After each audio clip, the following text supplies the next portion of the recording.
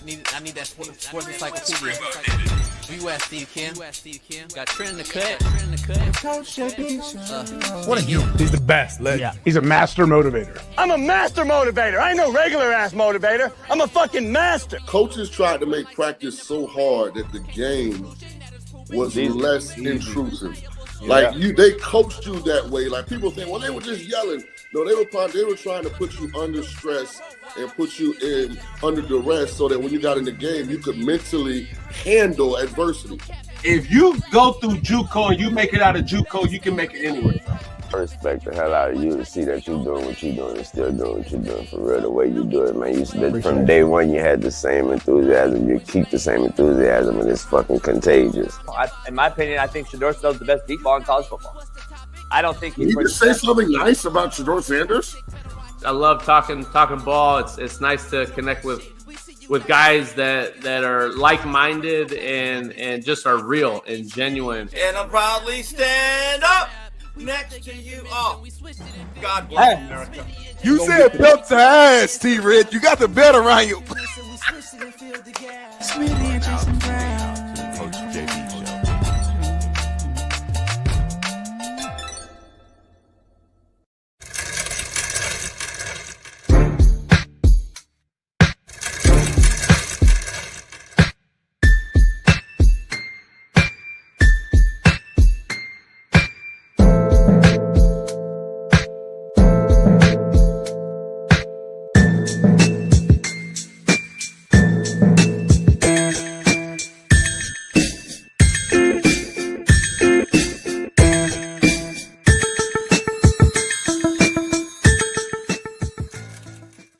What up? We're in the building. It's Talk That Talk Tuesday. So talk, and I will talk back. We are here. Pound that like, subscribe, become a member if you're not one.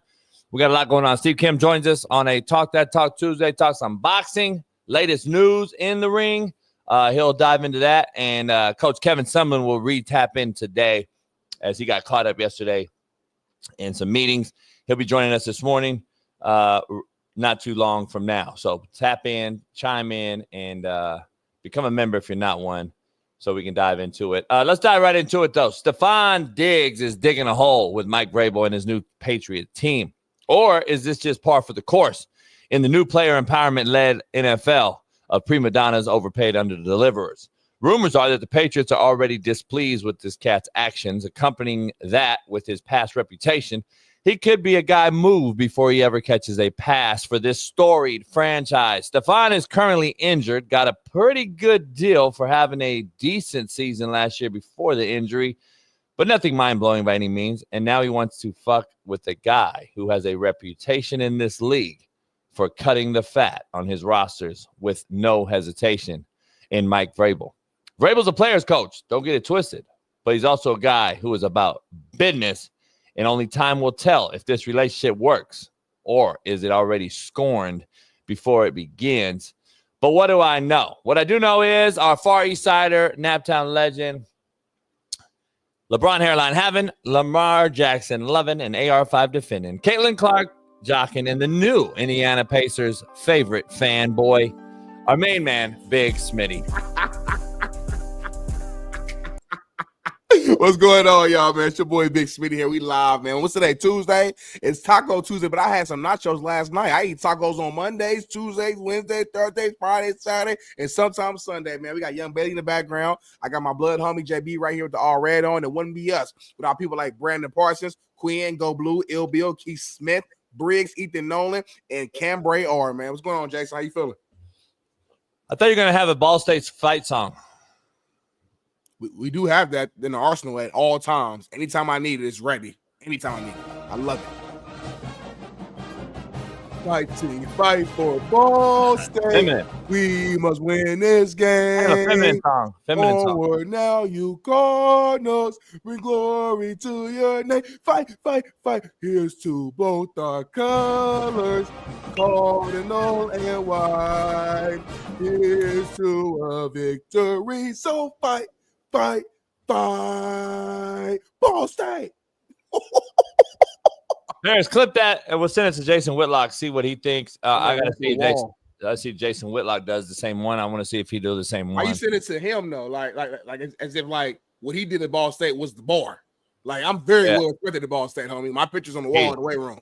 Bigger name. Not at Ball State. And he would tell you that. Matter of fact, he came on the show and told you that. He told you that. He said he's a Warren Central legend. That's what he said. He said he's more of one. He was a part of the first state championship team in high school history. He blocked for Jeff George.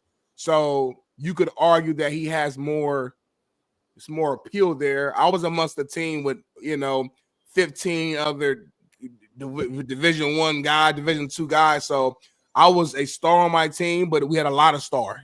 It was a little different era, Shout out to Whitlock, shout out to Jeff George, because they were the first to set the bar and the standard at Warren Central High School. You were the what of your team? I was a star amongst stars, but it was a lot of stars though. So sometimes, it's like going to an all-star game. It's like, oh damn, there's LeBron, there's Carmelo, there's Anthony Edwards, there's like it's dope, but it's a lot of us. So I didn't stand out as much. He probably stood out more amongst his team, which is dope, which is cool.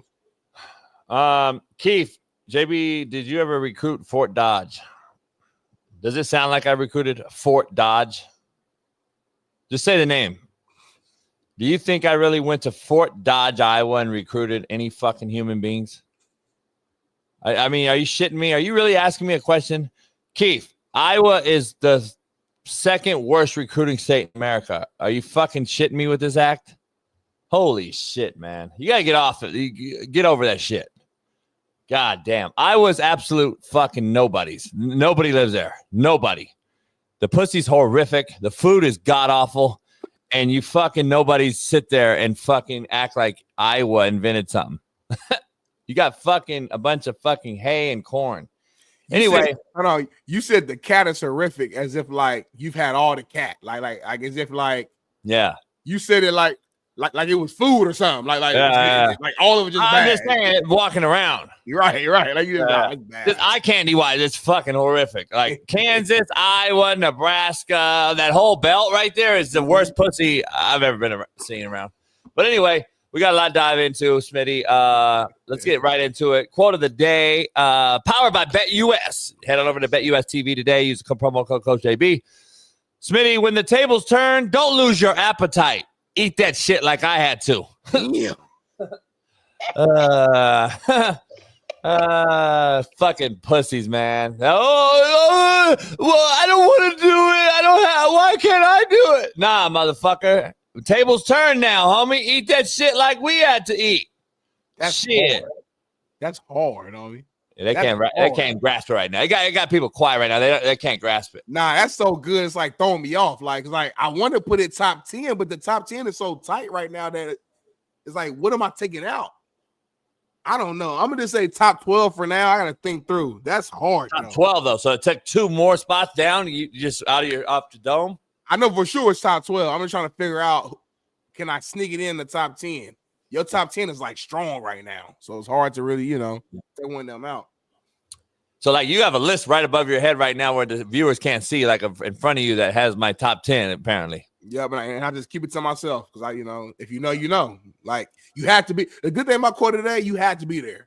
So it's what it is. Contrary to belief, you had to be there. Contrary to belief, brought to you by BetUS. Smitty, when the purpose wakes up, your excuses get evicted.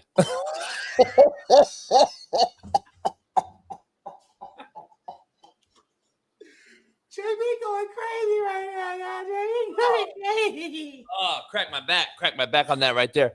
What? Hold on, put it back up, baby. When your purposes wake up, your excuses get evicted. So you say if you got purpose and is actually alive and present and ready to go, whatever excuses your mind had gets kicked out the door. Oh my God. I don't think y'all understand. This might be the greatest CTB of all time. When your purposes wake up, your excuses, Jared, your excuses, D. Jones, your excuses, Boston Richie, they get evicted. So all you need is purpose. He coaching y'all right now. And y'all not even listening. They don't listen. It's like when you say, I hear you. Yeah. Every time I tell you about like Trump or something, yeah, I hear you. That just means like you didn't hear shit and didn't listen to nothing. Like that's all it means. It's hard though, homie. Somebody said everybody in here reposted. Everybody in here reposted on Twitter and Instagram and do all that shit right now. All y'all for real. Everybody screen record that right now. Crop it out, make it look clean. Tag us and post it right now, like live on the show. I don't want to wait till 9 a.m. to post it right now. I'm gonna check my phone after the first hour. I want to see like 1,000 mentions. 1,000. Yeah, like literally. If it's under 1,000, that's bull crap. Oh, my bad, Bailey. I didn't do that, but I got one, Bailey. I got one. What's up, Ruben, man? Good morning, Ruben. Ruben is don't like Ruben. He's either always up or he's always asleep. There's nothing in between. Oh, Ruben's in the chat? Yeah. I mean, how's he up right now? He off today. Okay. He was on the boat yesterday by himself. Sure he was. Just sitting there. Just crying because you wasn't there that day. And now he got off work and went over there, probably roll one up. Yeah. And, got a Budweiser. Ruben got made, like weed made already. Pre-rolls, yeah. Pre-rolls. Oh, yeah. See, I don't know nothing about weed.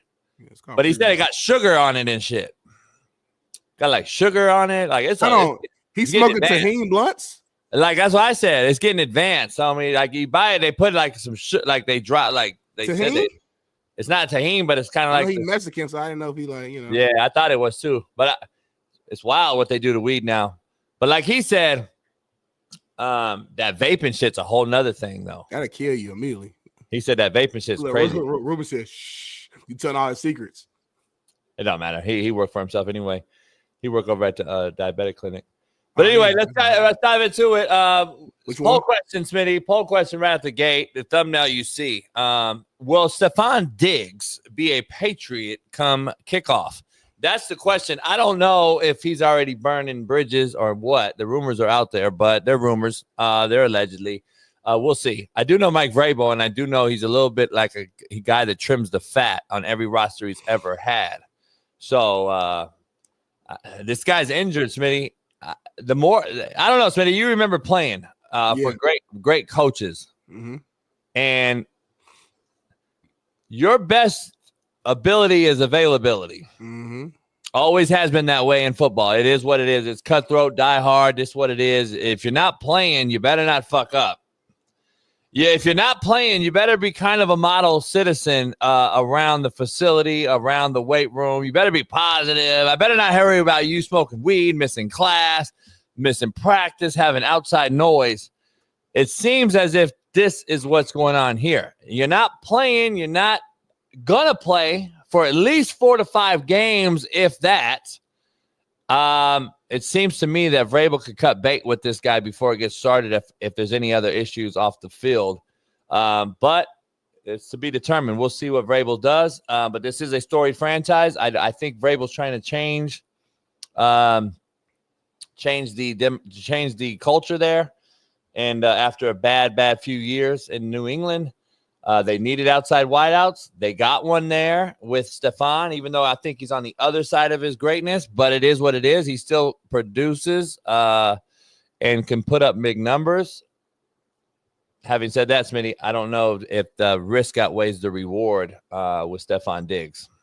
Yes, he will be a Patriot, 100% guaranteed. I don't know if you guys saw yesterday, he actually was at OTAs at practice, and that man's not hurt no more. That man recovered pretty fast, and we can say what we want to say about his outbursts on the field. As far as off the field, he's dating Cardi B in their party. They had a good weekend. Just like we all do. You had a good weekend, didn't get in no trouble, no issues like that. Yeah, it's attention, it's noise because he's a star and his girl is shaking her ass in front of him, so we're gonna blow it up. But at the end of the day, he's not doing anything wrong. And he's one of the best receivers in the game. He's been that. The only thing that slowed him down, to your point, was he got injured last year. But outside of last year's injury, he's been relatively healthy. So, like I said, from what I seen on video yesterday, the man was moving around good. Obviously, he hasn't got hit yet. It's no pass. It's not like full pass, nothing like that. But I'm talking about just moving around, route running. All the clips I saw, maybe we can get some of these in here. He's moving pretty damn good for somebody who was out all last year. Matter of fact, I found the clip. I'll send it to you, Bailey, but looks pretty damn good to me. So I think he'll be there. And the Patriots too. It's the Patriots too, and they're in a very bad spot. They're in full rebuild. They don't have time to be cutting the probably the best player they got. Like, unless he really does something that's He's not the best player. He's not the best player they got. Arguably. Stop. Arguably. His times have came and gone. Arguably. I want to ask you something. Oh, look. Woo. I want to ask you something. Healthy to me. Why wasn't he at OTAs when the video dropped, though? That's the question I have. And how would you have taken it? So you're telling me you're cool with that? You would have gave him a pass. Yeah, it's not mandatory. If he gets mandatory, we've got an issue. That's not mandatory. He's a vet. A lot of vets don't go to OTAs. It's okay. Here's a question I have. Most vets, when they're legitimate ones and focused on the right thing, and I could sound like the old man on the hill, it's cool, but they got a new head coach. So when you get a new head coach, and I'm just giving you free game, when you get a new head coach and you want to be the leader of the whiteout room, as you state, you say, you know what? I'm going to be there to support the new head coach, the new football coach that gave me a pretty damn good contract after I got hurt in Houston, after I just got booted out of Buffalo. Yeah, that guy, I'm going to probably be there, and I'm going to sit there, and I'm going to defend and support my new head coach. That's what I would be thinking I would do. And he's there. He's there. So cool. No. He's already missed that part, homie. That player's already came and gone. No, don't act like he wasn't there already, homie. What do you mean? Now it's okay? He just overskipped that part of it? The video. The fact that he's even here is a win. When he was giving cocaine out, that was during OTAs, homie. Don't say that. Anyway, look, here's the bottom line is addition by subtraction is a real thing. I said that years ago with this guy. And the bottom line is Buffalo was better without him. Fact. They were not. Wait, did a guy win MVP without him or not? Did they not go to an AFC championship with Stefon Diggs? What was their record last year? Josh and I have MVP numbers with that person as well. What was Buffalo's offense ranked last year? And Josh Allen won MVP, but we know who should have won MVP last year. How'd Buffalo? Let's keep it all funky, homie. How'd Buffalo's offense? Last year was Josh Allen's best year, homie. Josh Allen should have won the year before, homie. Josh Allen should have won the year before, homie. Josh Allen should have won the year before, homie. No, he shouldn't. Yeah, he should have. Yeah, he should have. Wasn't that great that year either, homie. He should have, homie. Yeah, he should have. He should have, because his year before it was way better than Lamar. So stop. No, it wasn't. We already went through this, homie. You're making up lies. You're making up lies. We already showed what it was, though? It was his record. That's why. No, we showed the facts already. The statistical facts, homie. Josh was better 2 years ago. Record, homie. Stop. Record, homie. Josh Allen shitted on Lamar 2 years ago, and he should have got it. So they were 11-6. They barely 11-6, almost 10-7 that year. You're not winning on MVP. Come on. But anyway, based on the video you just showed of him in practice, I'm gonna agree with Smitty, and I think he'll be a Patriot. I'm sure Vrabel and him have had it out, but I'd be willing to bet though, as a coach, Vrabel also has had a talk with him and said, "Look, man, it's time to focus up. It's already June," and I'm sure that's what Vrabel's done. Smitty, you break this down. You saw this. This is Jesse Morris, Dr. Jesse Morris, who comes on our show every during the season, put out something that Smitty caught and basically saying that Stefon Diggs will be the exception to the ACL rule. Smitty, explain that. Yeah, I'm going to just read it. I ain't going to explain. I'm going to read it because, Dr. Jesse Morris, he can explain it. He said, putting it out there now, Stefon Diggs will be the exception to the ACL rule. He will be ready for week 1 and will look fantastic this season, even early in the season, which is rare for wideouts coming off of ACL reconstruction surgery. His ADP is currently 143 as the wide receiver. I don't know what that is, 57. Despite being 31, I like his potential in 2025. He says, I know, this is from Jesse Morris, I know his PT went really well. And who said he's way ahead of schedule. So, again, this guy, say what you want about everything else, he's known as one of the hardest workers on the field. From all reports I've heard, his production shows it. Literally, last year was his only down year because he missed almost all the season. And when he was healthy, he was wide receiver 1 above everybody. Yeah, but he was the wide receiver 1. Stop it. So I don't know where all the hoopla is coming from. I literally don't. I get people are nervous about the injury, I guess, but ACL injuries right now are not the same. It used to be 10, 15 years ago. You know what I'm saying? We saw a guy in Adrian Peterson tears ACL come back and have the best year of his career. So, and that was 10 plus years ago. So I don't know what's the big fuss. I don't know. People just don't like Stefon Diggs. The thing that I have that makes me pretty damn good at this, I can remove my emotions and keep them separate and just give you straight facts. So even if I don't like a player, if a player's not my favorite style of play, I can just look at what they've done and give you the actual facts. Stefon Diggs has done nothing illegal off the field. He yells sometimes, gets frustrated when he doesn't get the ball like every other receiver does. Okay. And he goes out there and he makes plays and gets 1,000+ yards every year. So I don't really know what else you need. Do you defend like the good players that actually do right all the time and are ballers too? Because I never heard that. I only hear you defend it because we don't talk about them. That's my point. My point. The reason we're talking about him when we need, my point. Why are we talking about this guy? Because he's in the news. Thank you for making my point. Thank you for making my point. You're welcome. I don't know. He's a shitbird. He's a shitbird. He's been a shitbird for many years. I know people that coached him on. I've had people on the show that have coached the guy that has said he's a shitbird. But what do we know? We're just making up lies. It's funny how you guys discredit guys like Charles Woodson and fucking Chad Brown, the prime sexuals, and everybody discredits guys that actually were around the guys to give your own fucking opinion and just dismiss the guy that actually coached them in the room. It's unbelievable to me, homie. Like, it really blows my mind. Like, it's actually embarrassing to listen to folks defend shitbirds when I know guys that coached them and said there's a reason why Minnesota got rid of him. There's a reason why Buffalo got rid of him. There's a reason why Houston got rid of him. Like, it's funny. It was a one-year deal anyway. It was a proven deal, and he got hurt. What are you talking about? Common denominator, homie. It's common denominator. No, we don't just say that. They're not going to just try to trick the fans like that. Houston didn't get rid of him. He got hurt. It was a one-year proven deal to begin with. He wanted to get his money, so he went somewhere else. What are you talking about, homie? All right. Well, anyway, we got a real Naptown legend, not like you. We got a real one. We got multiple now. Now we got multiple now. No, there's no multiple. We got a real one. We got a real one. Longtime friend, man. Unbelievable coach, mind, and can't thank him enough for popping in here, man. He's at the University of Maryland now with Coach Loxley, doing his thing. Glad to see him back in the saddle. My main man, Coach Kevin Sumlin, joins the show. Coach, what's happening? What's up, brother? You good? I'm good. Can you hear me? Yeah, we got you. All right. Hey, what's up, man? You on the road recruiting or what? No, man. This is it. I shut it down. The day after signing day, this year, I said, "Hey, look, I'm gonna get my knee replaced instead of looking like an old man limping around." So I had a complete left knee replacement, like February 6th, and then doubled back around about 6-7 weeks later with a scope on the right knee. So I'm with you. Knees are different nowadays than they used to be. Hell yeah. They just put you all back together and get you rolling. So no doubt. It's been good. Been traveling a little bit, going all over the place, seeing some friends, getting some places as a coach you never get a chance to do.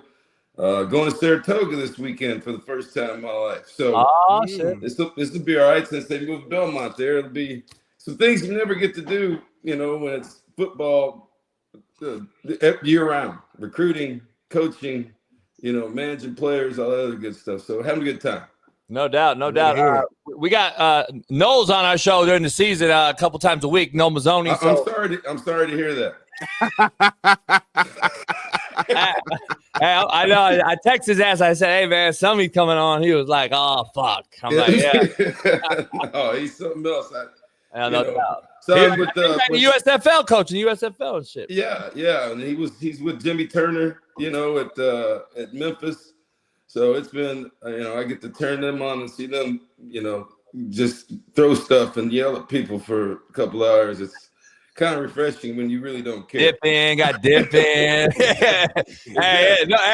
is refreshing. Hey, so look, I told him. I told Big Smitty, he was also from Naptown, man. So I was telling him stories years ago. I was like, man, Sumlin, myself, Darian Hagan, we're all chilling, having some soda and some soda pop, as y'all call it in the Midwest. I think we're at Nikki Blaine's, man. We were at Nikki Blaine's, and And you told Darian and I a story because Darian was also, legend at Colorado. But he said, man, something got hired as our OC and was there like 30 minutes and was out. I told Smitty, you got to tell the story, man, about the car and why you left Colorado to go to Oklahoma with Stoops. Well, it's a long story. I mean, we had just at Oklahoma, I became the OC like game 3. And about game 6, 7, we're playing Oklahoma, and Oklahoma's number 1. And I was put in a freshman, a guy named Reggie McNeil, who went up and down the field. And we ended up beating Oklahoma, keeping out of the national championship game. So that year, RC gets fired after all that. Probably, one of the biggest steps in my career. And I tell people this all the time: as a coach, you never know. So, and then after all that and accomplishing a few things, right, RC gets fired. So I'm out of a job. And I go to the convention and see Gary Barnett, who I've known for a long time. He's going to hire me. And lo and behold, that Sunday, Nick called and said, "What are you doing right now?" I said, "I got no job, bro." So he said, "Well, I'm going to send a plane over and pick you up." He said, "LSU." So I had to call Gary and say, "Hey, look, I got to look at this, but if it doesn't work out, right, I'm going to come to Colorado." Well, so Gary waits again. I feel really bad. Every time I see Gary Barnett, I apologize like crazy. So I went to LSU. I was like, I'm going to go to Colorado. I go to Colorado, and it's the last week of recruiting. I was there for a week. Darren was wrong. It wasn't 30 minutes. I was there like a week. And then signing day happens. I see all these recruits. Signing day happens. You get to go home for a little bit and pack your stuff. So I get back, and all of a sudden, Cale Gundy says, "Hey man, we got a couple coaches leaving, and we're on our way to Cabo." I said, "You're on your way to Cabo?" He said, "Yeah," and Bob's going to call you and offer you a job. And so it was one of the hardest things I ever do with Gary Barnett, because I'd been there about a week, maybe 8 days. My family wasn't there.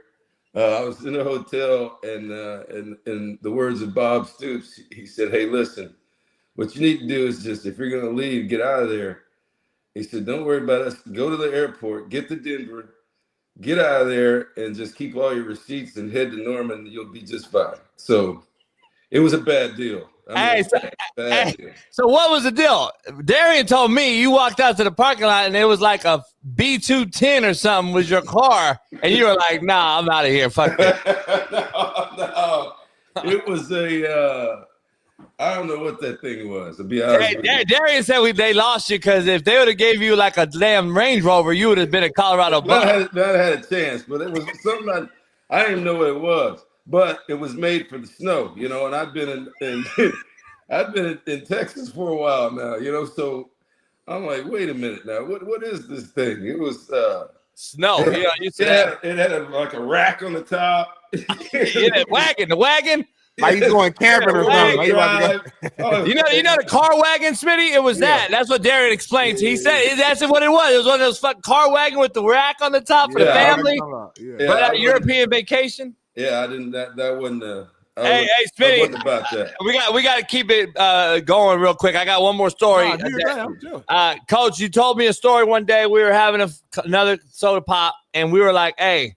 You said, "Coach," he's like, "JB, I went to UCLA and interviewed, and I was ready to take that job. And I walked out to the practice field, and the practice field was only 80 yards. and you mentioned something that stuck with me to this day. You said they're like, "Well, this is prime time real estate, Westwood. We don't have the," and you were like, "You asked Kobe Bryant to fucking practice on an 8-foot rim and then shoot on a 10-foot rim in the game." That shit stuck with me, man. And so did you really walk off that UCLA opportunity and say, "You know what, Houston was it"? Yeah, I was at Houston, and then ended up going A&M from that after that situation. But since then things have changed. You see the new facility they got now. It was there, They had it. Right, exactly. They could have did it for you. But they were like, we're not ready to do that. Meanwhile, I look over at Poly Pavilion, they got all kind of scaffolding and stuff going on, and steady working on it. So timing is everything. And for a lot of different, not just coaching, but for a lot of things, sometimes the time isn't right, sometimes it is. And no, there's a lot of different moving parts and coaching careers and things that you look at, things that, if you have opportunities, if you're successful, you're going to have other opportunities, and some just don't work out at the time. No doubt. No, definitely, man. No, so I want to talk about just today's landscape. You've been coaching for a long time now, and obviously with NIL, it's kind of like became like a pay-for-play system. I guess just kind of share with us what you can as far as like how coaching has, I guess, shifted or changed at all from, let's call it, 10 plus years ago, when you were coaching at other schools versus like now. Like, has your technique as a coach had to change? Has the way you taught the players, has anything shifted from you because of the landscape that we're in today? It's a huge difference in recruiting. I mean, no matter what anybody says, right? Mm-hmm. Life is about, in most businesses, life is about relationships, period. Yeah. Right. And your knowledge, your credibility, and relationships with people, and getting people to trust you. Well, that used to be the biggest thing in recruiting. And I wish I could say it's still the same, but it's not. There's a thing, and it's they're writing big checks right now to 18-year-olds, and there's all kinds of creative ways to do things. And I think what you're going to see is college football's got to get a hold of this, right? Because it's obvious that the NCAA is scared because of the lawsuit, but there's got to be a way to reel this thing in, right? And so you're starting to see small steps. Nick going to see President Trump to talk about this. That's how serious this is now. Yeah, right. So for the same reason that I've gotten out of it. You talk to Nick, he got out of it because it's hard. I mean, it's just a different landscape than, having relationships with high school coaches, having relationships and credibility in some communities, and having 18-year-olds trust you to go halfway across the country and play for you. Now, shoot, it's I trust you, coach, but how much? Right. right. Seriously. Crazy. Yeah. That's crazy. You're a good dude and everything, coach, but how much, right? And if it's not him, it's somebody else close to him, right? So I think the other part of the legislation nobody's talking about is, the NFLPA, you have to be registered as an agent, and you can only charge so much as an agent because of that, right? For a professional athlete to go to the NFL and the NFLPA. There is really no legislation on this deal with agents right now for high school players. So you got guys out there just running around shopping guys for, and taking a lot larger amount than a lot of people know. Let me ask you this, just from my own ignorance. Are majority of the players on a college team, are majority of them receiving some sort of NIL package, or is it really just like the top, 10 to 20 guys that are receiving NIL, and the rest of the guys are like the old school regular recruit? Well, I think it depends on what school. See, that's what it is. There's no uniform way that this thing is getting done, and I've had some opportunities. I've talked to people about their NIL. How you're going to run it. Basically, the only system out there right now that people are jumping towards in Division I in college football is the NFL system, right? Yeah. Where you have the board, you got QB1, right? And depending on your philosophy, you got left tackle 1 and edge rusher 1, right? Those are the guys who are going to get paid, right? And then it works from there based on, whatever your philosophy is. The problem is that NFL system I think you have a real problem with it in college football because, you got some guys signed to 3 and 4 year deals in professional football. You got 85 free agents, right? They can just pick up and leave just like that. Yeah, that's crazy. And so, the motivation and how those things are slotted and what that money is becomes different, I think, at every institution. Plus, all right, there's a lot of things being said that aren't factual. Guys are making up numbers. They're not getting that much. Some are getting more. Some are not getting as much. And, in the NFL, those salaries are published. The guaranteed money's published, right? You know what so-and-so's getting paid at the Browns as opposed to you. You know Myles Garrett's getting $40 million, right? Yeah. But then he doesn't have to say anything. You got 18-year-olds in a locker room making up numbers because they're 18, right? And they want, to tell everybody this, and this, and it may or may not be true. Does that make sense? Yep. No doubt. So the numbers that are publicized and the numbers that are thrown around, like I said, they may or may not be true. I know of a few of them that aren't even close. Then there's some others that, you're like, they did what? They gave you what? Right. And so, there's no real way to check on that. So what I'm saying is, and you're dealing with 18, 19-year-olds, not 23-year-olds, right? Yeah. Who've never been away from home, they got, but I want a Hellcat, I want a red eye, I want I want an AMG package, right? He's 18. Crazy. I do too. I do too. That's exactly right. If I'm the coach, I do too, son. But hey, we gotta wait. Here's the other problem. Here's the other issue, which people aren't talking about, is the locker room, right? So I'm here playing, right? I'm getting X amount of money, but here comes hotshot freshman, okay? And whether he's telling the truth or not about his money, it creates issues with 18 and 19-year-olds because there is no way to prove how much money he's getting. Unlike the NFL, where you look up and dudes go on a holdout because so-and-so, we know what he's getting paid, right? Yeah. Well, these guys hold out emotionally.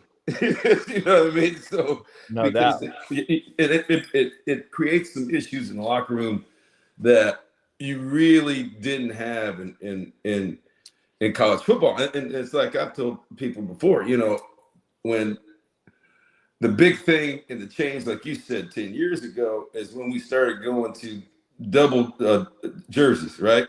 Offense, defense. Because everybody wants a single-digit number. Or everybody wants a deuce or 4-4, right? So 88, you know what I'm saying?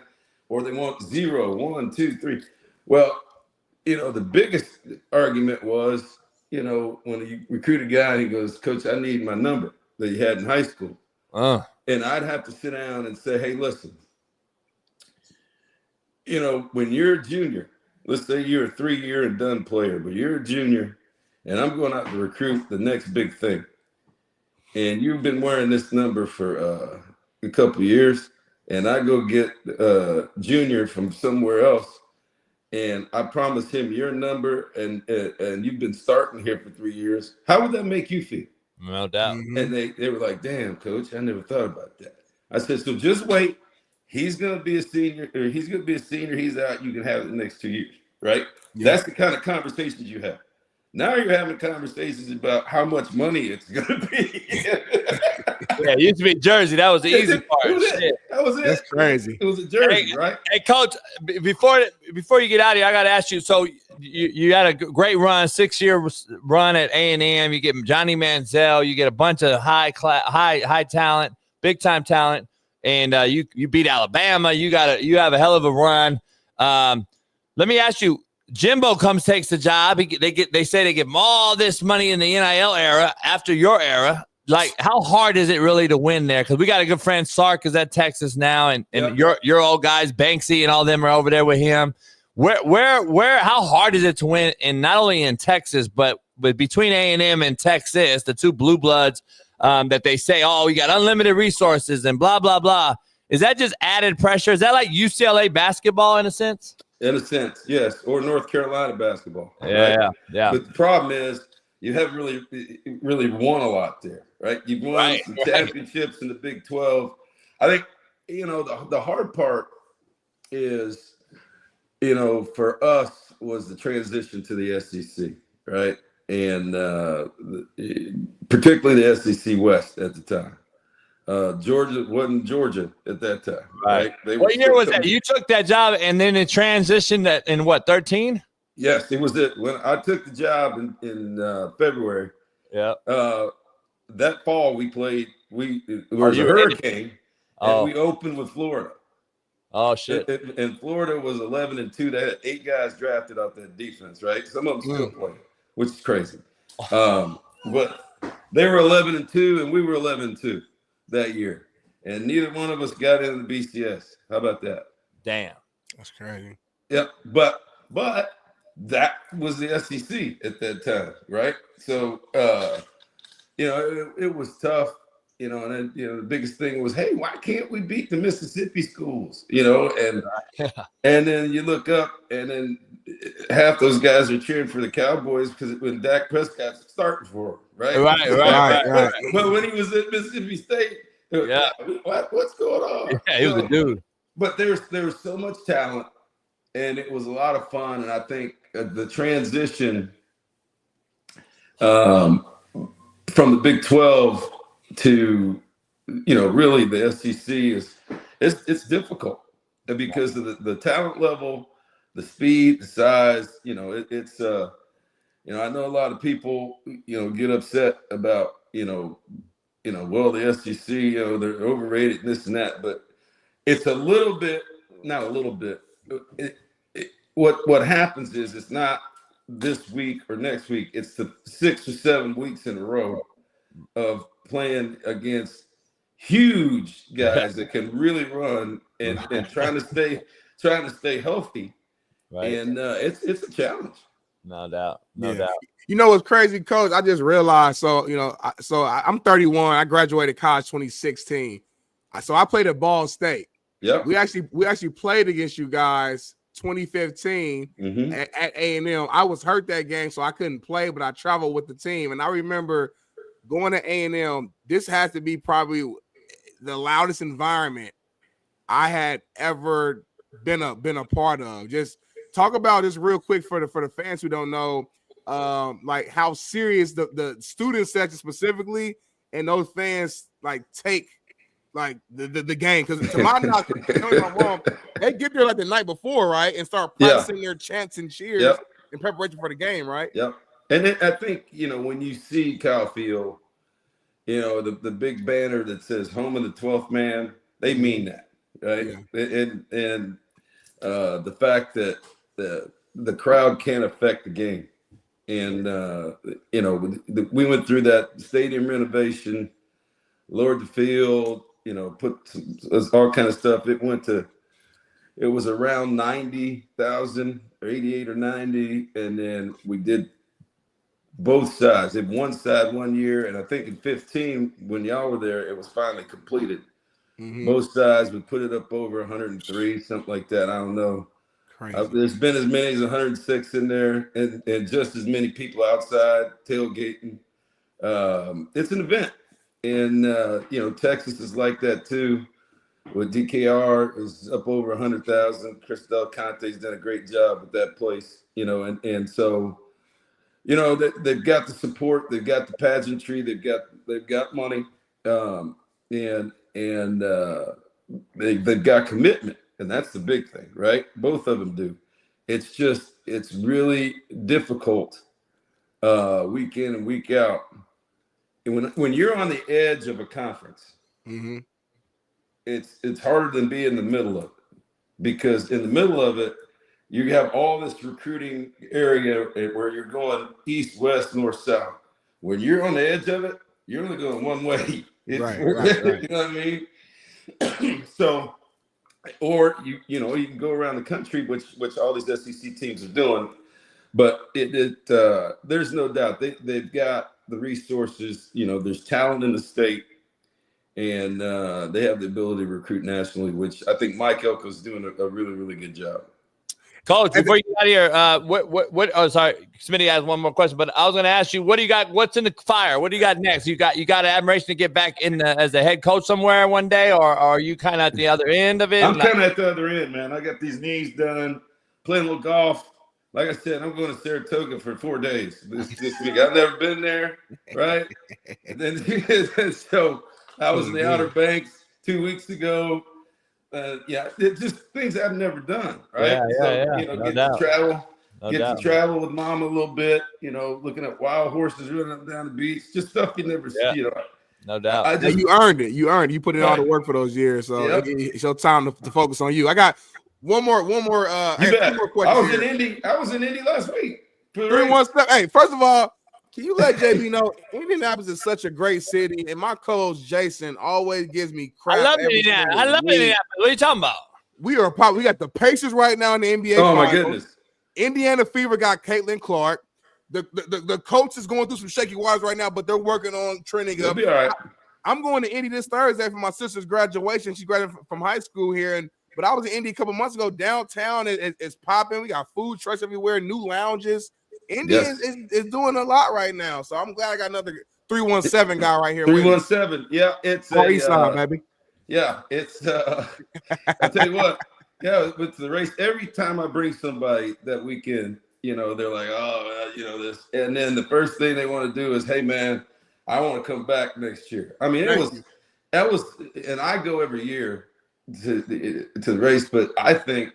What was it, 400-some thousand people? It was completely sold out. Crazy. It was ridiculous. And they've done a nice job with that track. They've done a nice job.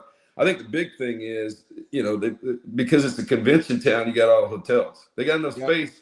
They run the combine there. During COVID, they had every game in the basketball tournament within, using Indiana and Purdue, Butler.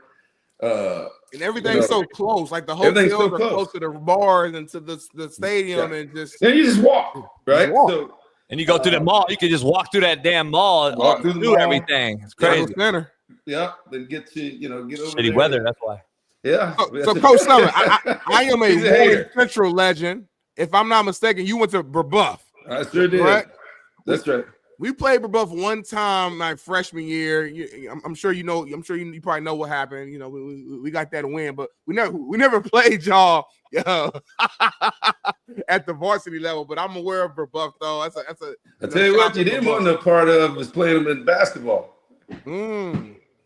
So here's one for you. When I was going to high school back, in the 20s, it was single class basketball in the state. Right.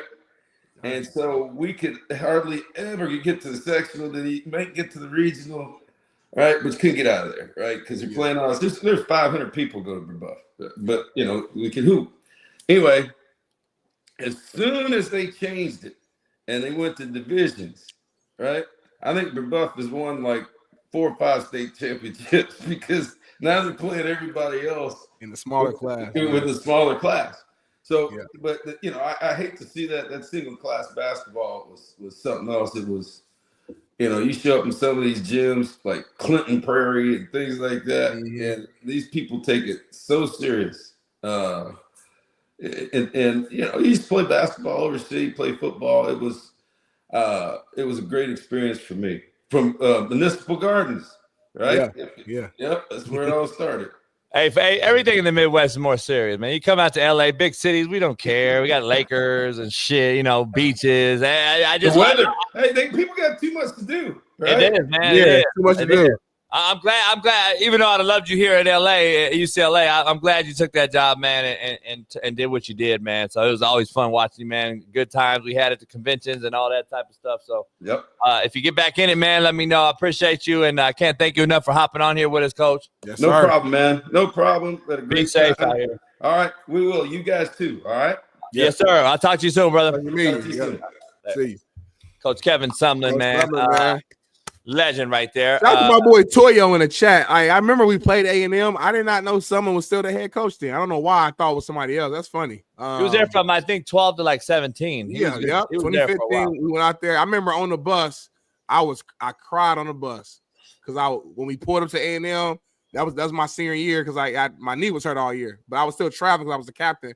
So I remember we pull up, I'm seeing all these fans tailgating, and I literally came to tears. I'm like, fuck, like just the opportunity to play on this field because I can't unless you've been there, I can't explain it. Like that stadium is ridiculous, and it's so loud, and just the environment.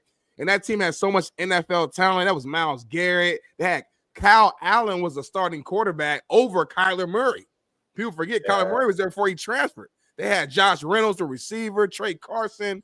That team was loaded, and I was to have the opportunity to just play on that field. I was like, man, it was crazy. But shout out to Coach Sumner, man.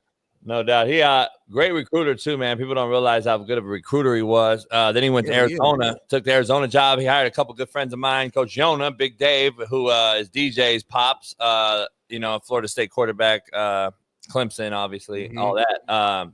And you think about it, I mean, maybe at the time I should have asked him this. I don't know if at the time if he knew that Kyler Murray would become what Kyler Murray became in college, but I mean, he got Johnny Manziel a few years prior, who we know he was amazing in college.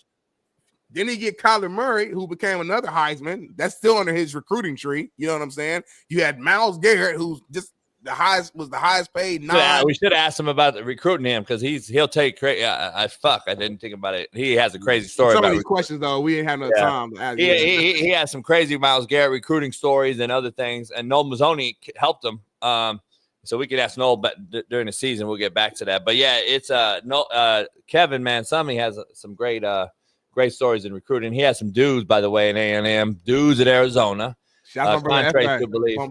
The Mike Evans story that he has is another one that's unbelievable because Mike and a kid named Kerryon Parker, who I had played with me at Garden City and Indy with Carlos Thompson, they're all Manville high school kids. Kevin will tell you because he sent me Kerryon Parker. And I should have asked him this. So it would have been a funny story because we had to share the same room and getting the kid because Kevin gave me Kerryon Parker when I was at Garden City and told me everything that came with it. And he was like, dog, if you can get him to the store, if you can get him to the yard, though, motherfucker better than Mike Evans. And this guy, I'm telling you right now, Smitty, this dude was a freak on me. Like a freak, like 4'3", 6'5", like 220, had a 42-inch vertical. And if you go online, go look it up. Kyrion. Go look it up, though, at Manville High School. He went to A&M out of high school, played as a freshman, and then Carlos Thompson went to Texas Tech. I ended up getting both of those kids to Garden City, and then I brought them over to Indy. But, yeah, freak of nature, homie. He was one of the most, I would say, if he had a bad stomach ailment, like Crohn's mixed with, like, IBS mixed with other shit. So he would just catch a ball and go straight into a fetal position in so much pain that he never really made it to the yard. Gotcha. So it was always like, it always hurts. Like what if you just never, you know what I'm saying? Like, what if they've been a Hall of Famer potentially, man. So, but yeah, Kevin compared him to a much faster, more athletic Mike Evans. When he gave him to me, he was like, "Dog, this motherfucker right here, Jimmy." That's scary. Yeah. We see what Mike Evans is to this day.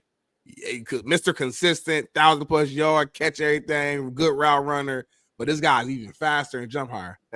That's crazy. Real quick before we go to this last thing and we go to commercial break, I got an issue, man. I brought up before. I need you to stop calling Independence Indy. I don't think y'all don't deserve that. Indy is not y'all. I'm not from there. Okay, well, but we only know Independence because of you. Let's be real. So they, y'all, whatever. To be fair, okay, let me clear it up. I called it Indy for sex appeal. Okay. So when I took the job, it was Independence. Fuck, I'm not. So when we did social media and all this, I changed the logo. You know, I put that what's that called? Italicized. Yeah. Font. I put the italicized font on it, sloped it, Indy all one with the big slash underneath the Y. Yeah. I made it sexy for recruiting. Yeah, I respect it. I was like, who the fuck's gonna go Independence? You want to come to Independence? When I first met you, I used to get confused though. Like you would always say Indy. I'm like Indy, and like I would never say nothing to you, but I was like, damn. I'm like, did he coach in my city? And I would try to think like, damn, when he coaching Indy? Like, Nah, yeah, it's so Independence. So, and here's the other reason why I did it. So I was only working about my geographics in that shithole town, right? What happened was in Kansas City area, there's also an Independence, Missouri. Oh, and there's a lot of Polys up there, a lot of Polynesians, a lot of the Marine families and other shit go up there to Independence, Missouri, which is right outside of KC. So there's another Independence just 2 hours north. So I had to there was a lot of out. Yeah. Well, there was recruiting part of this thing. So I had to do a bunch of different things. So I had to change the whole ideology. Plus I was next to Coffeeville, which was known for beating the shit out of Independence. Okay. So guess what? I never lost to Coffeeville. And Indy. And Indy hadn't beat Coffeeville in 30 years before me. So we beat the fuck out of them, by the way, every year. But anyway, they were 15 minutes. Literally, they're in the same county. The only JUCO in the whole state in the same county that play football. So we're 15 minutes. 15 minutes. And Coffeeville has you roll up to the stadium, it's like pulling up to Auburn. Oh, it's legit like that. Oh, okay. Oh, bro, the Kansas JUCO state facilities are bar none some of the best in the country. It's not even a close second. California is horrible compared to Kansas. Coffeeville is unbelievable. Butler and Hutch shit on Coffeeville. And then you got Iowa Western in Iowa, who's got D1 facilities, locker room, weight, everything. And I'm over here with a fucking locker room with metal lockers, and I'm having to redo everything and build a weight room. We didn't have a fucking weight room. We had to go to high school. So anyway, but what do I know? But speaking of football, though, man, I saw an amazing clip from a star-studded athlete online, and I want to just go to here before we go to break, man. Look at this throw. Can you please, oh my God, when we talk about accuracy, we talk about power, we talk about throwing on the move. Hold on, don't just throw shit out here. What's going on here? What is it? Flag football, all women's league. Look at this throw. Cannon. She threw it 50 yards down the field, on time, accurate. Wide receivers fast as hell, completely burnt the corner who's covering her. Look at this. Roll out, set up, wipe the windshield wiper, throw the ball, perfect form off 1 foot as she's rolling to the left. JB. You know how hard that is. First off, she's not rolling to the left. Stop. Look at that spot, perfect spiral on the ball. Stop. She's not rolling to the left. This is impressive. Hold on, though. Why is she throwing the ball like this? Oh, my God. Here you go. Wait, can you show it? I got my new shorts on me, American. You so racist. Fire, though, huh? Racist a little bit, though. Kind of fire. Why is it racist? Trump. See? That's the common denominator. Hey, brother, that is Trump. Racist. Hey, so once I grab my nut. Hey, so the motherfucker, look at it. She's not rolling out, by the way. She threw the ball like this. I have no idea why. She's getting fucking pressure, homie. You had a weird form too, though. No, I didn't have weird form. For her to generate power, she has to throw that way. Why is she over here, though? That's how she throws. She has a weird form. Why is she throwing that way? Phillip Rivers had a weird release. But look at not about the release. I'm looking at her feet and her body. But look at the ending process. Look at the accuracy of this throw, JB. You couldn't hand the ball to her better than this. I'm not saying it's a bad throw. All right, thank you. That's all I'm talking about. All right. But I'm saying, what are we showing this for? So hold on. Are you admitting that this was a good throw? Yes or no? Good throw for this thing. No. Yeah. Yes or no? Is this a good throw? Yes. All right. Let's go to break, y'all. In this league, for this particular community, yes. Community women? Is it a good throw comparable to me? No.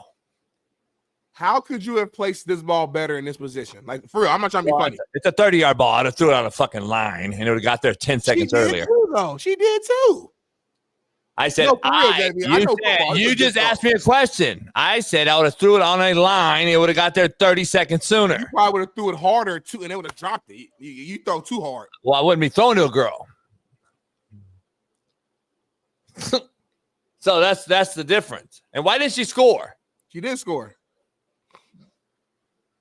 She never went in the end zone. I did notice that too. I really can't answer that question, but I don't know what they're. I know why, because they put cones out because they don't play full field, and now it was a touchdown area about 20 yards. There we go. See that pylon? Yep, I saw at the end. Because they only play like 50 yards, and it's flag. It's flag. It's cool. It's different rules. Flag. Oh, it's girls too. So yeah.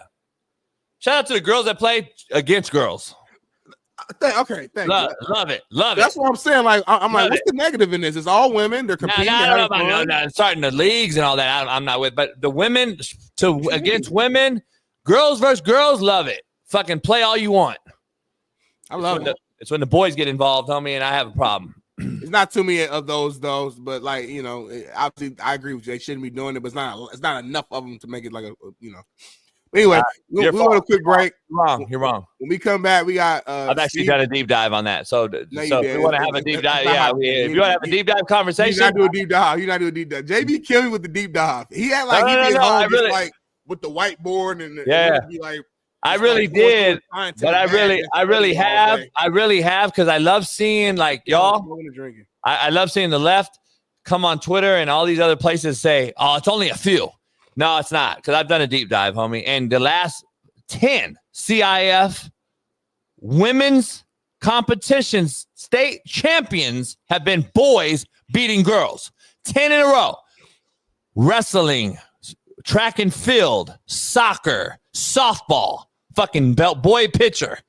10, homie, have beat a woman in a girl's sport to win the title. Just 10. And that isn't even half of Send it to me so I can read it. So I can fact check you, because sometimes you say stuff with a lot of confidence. No. I got way more than just 10. I just said the last 10 boys beat girls in state championships right here, homie. That's fact. And I'll send you the whole rundown, and I'll send you a whole deep dive. Is it 10 separate people or 10 occasions, meaning that the same person was a 10 freshman, sports, 10 a different sophomore, sports. a junior, and a senior, and they won multiple times? No. 10 different sports now this yeyear. All right, well, just say it to me, and I'll read up on it. And you know, why are you making up excuses on what year they are? They're still a boy, homie. No, but duh, we know that's the problem. I'm saying my bigger argument was that I don't think the issue, at least right now, isn't like some national big time, like, oh my God, there's thousands of these boys playing in the sport. Like, I think I don't understand why you're so micro on this topic. So what is one difference in 3? When there's 3, though, guess what you're going to say? Well, it's not a whole team. No. And then there's 5, and then there's 7, and then there's 11. One is too many. This should not be going on. Y'all know one is too many. One is too many. One is too many. Sometimes I feel like you talk as if like, damn, man, half the sport league is them. Yeah, now. because I know what's coming. Issue. Because I know what's coming. You allow 1, homie, you allow 2. Then you allow 2, you allow 4. And then you allow 8. Homie, what do you mean? That's what it is. It's macro versus micro. We'll be back in 4 minutes on the realest show on planet Earth with Steve Kim.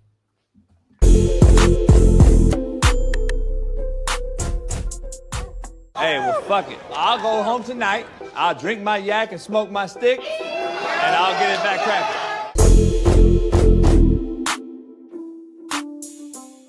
Pride Month. So congratulations. I wanted to wish you a happy Gay Pride Month. I don't no disrespect to them at all, but that had nothing to do with me. I don't know why you telling me congratulations. Oh, rewind this? Let me rewind this. I'm trying to figure out what is this. Football is gay? That's like something you would say. Football is lesbian? Football is transgender? You've actually said that before on the show. What is this? Come on, NFL. Fuck, homie. I thought we were over with this. God damn. I thought this shit was over, homie. LGBTQ plus youth with at least one. What did it say? Go back.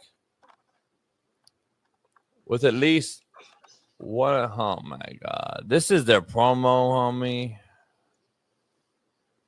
Oh, this is very old, by the way. This game heads up. This ain't something new. This is very old. So when you say it was over, this is old. Well, you know what's not old? The Chargers, the Bills, and a bunch of other teams posting this on their websites. Okay? This was not old, by the way. This is 1 day old. So now what? And what's your answer to this now? I'm just letting you know that was old. I'm not like I'm telling you though, it's not old because it's still going. Informing you that particular ad was old. That's all I'm saying. That particular ad is why they do this though. Argument, homie. See, that's what macro does. That particular ad is why the NFL is doing this now, today, as of yesterday. Mm-hmm. So this is the Chargers, the Bills, the fucking your Colts. Yeah. What other teams have done The it? Rams. It's unbelievable. What a joke. I haven't seen the Rams do it. They did. But it's unbelievable. The gender unicorn from Trans Student Educational Resource, TSER. Gender pronouns, TSER. The Coming Out Handbook. The Trevor Project. 2024 National Survey on the Mental Health of LGBTQ. Oh, fuck, homie. You make like a bigger deal out of it than what it really is, because like it's really having no impact on the game. Smitty, you had a real strong take earlier. If you understand business, and we can disagree on that side of it, which is fine, but they're just trying to extend their market. They're trying to make it all inclusive to where the mom can go watch.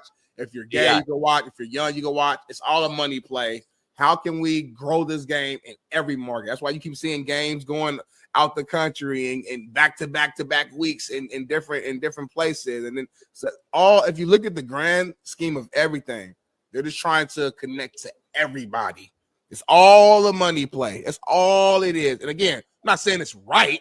I'm saying, but you're making this pride stuff like it's not really doing anything to the league. Like it's not like the game ain't changed so much. It's not like there's 1,000 gay players that are all playing right now, an all gay team. Like it just the advertisements of it just hurts you so deeply. But in reality, when you just take your emotions out of it and look at the game, it ain't nothing really changing. It's still football. It ain't. Well, that's not. It has changed. It's still majority straight players like it's always been, and that's it. We don't know that, but it hasn't. It has changed. We'll never know that. Even when you play, we didn't know that. Has the game gotten softer or not? Yes or no? Excuse me? Has the game gotten softer? Yes or no? By rules, yes. By rules. Okay. Are there a lot more women coaching football in the NFL now than ever before? Yes or no? Ever before, yes. Okay. So 2 for 2. Is there a lot of women coaching? No. But ever before, yes. It has changed, homie. It has changed the game. It hasn't changed. 2 months ago, you had a very strong take on this show. An NFL player said he wanted to host an LGBTQ camp, and you were totally against it.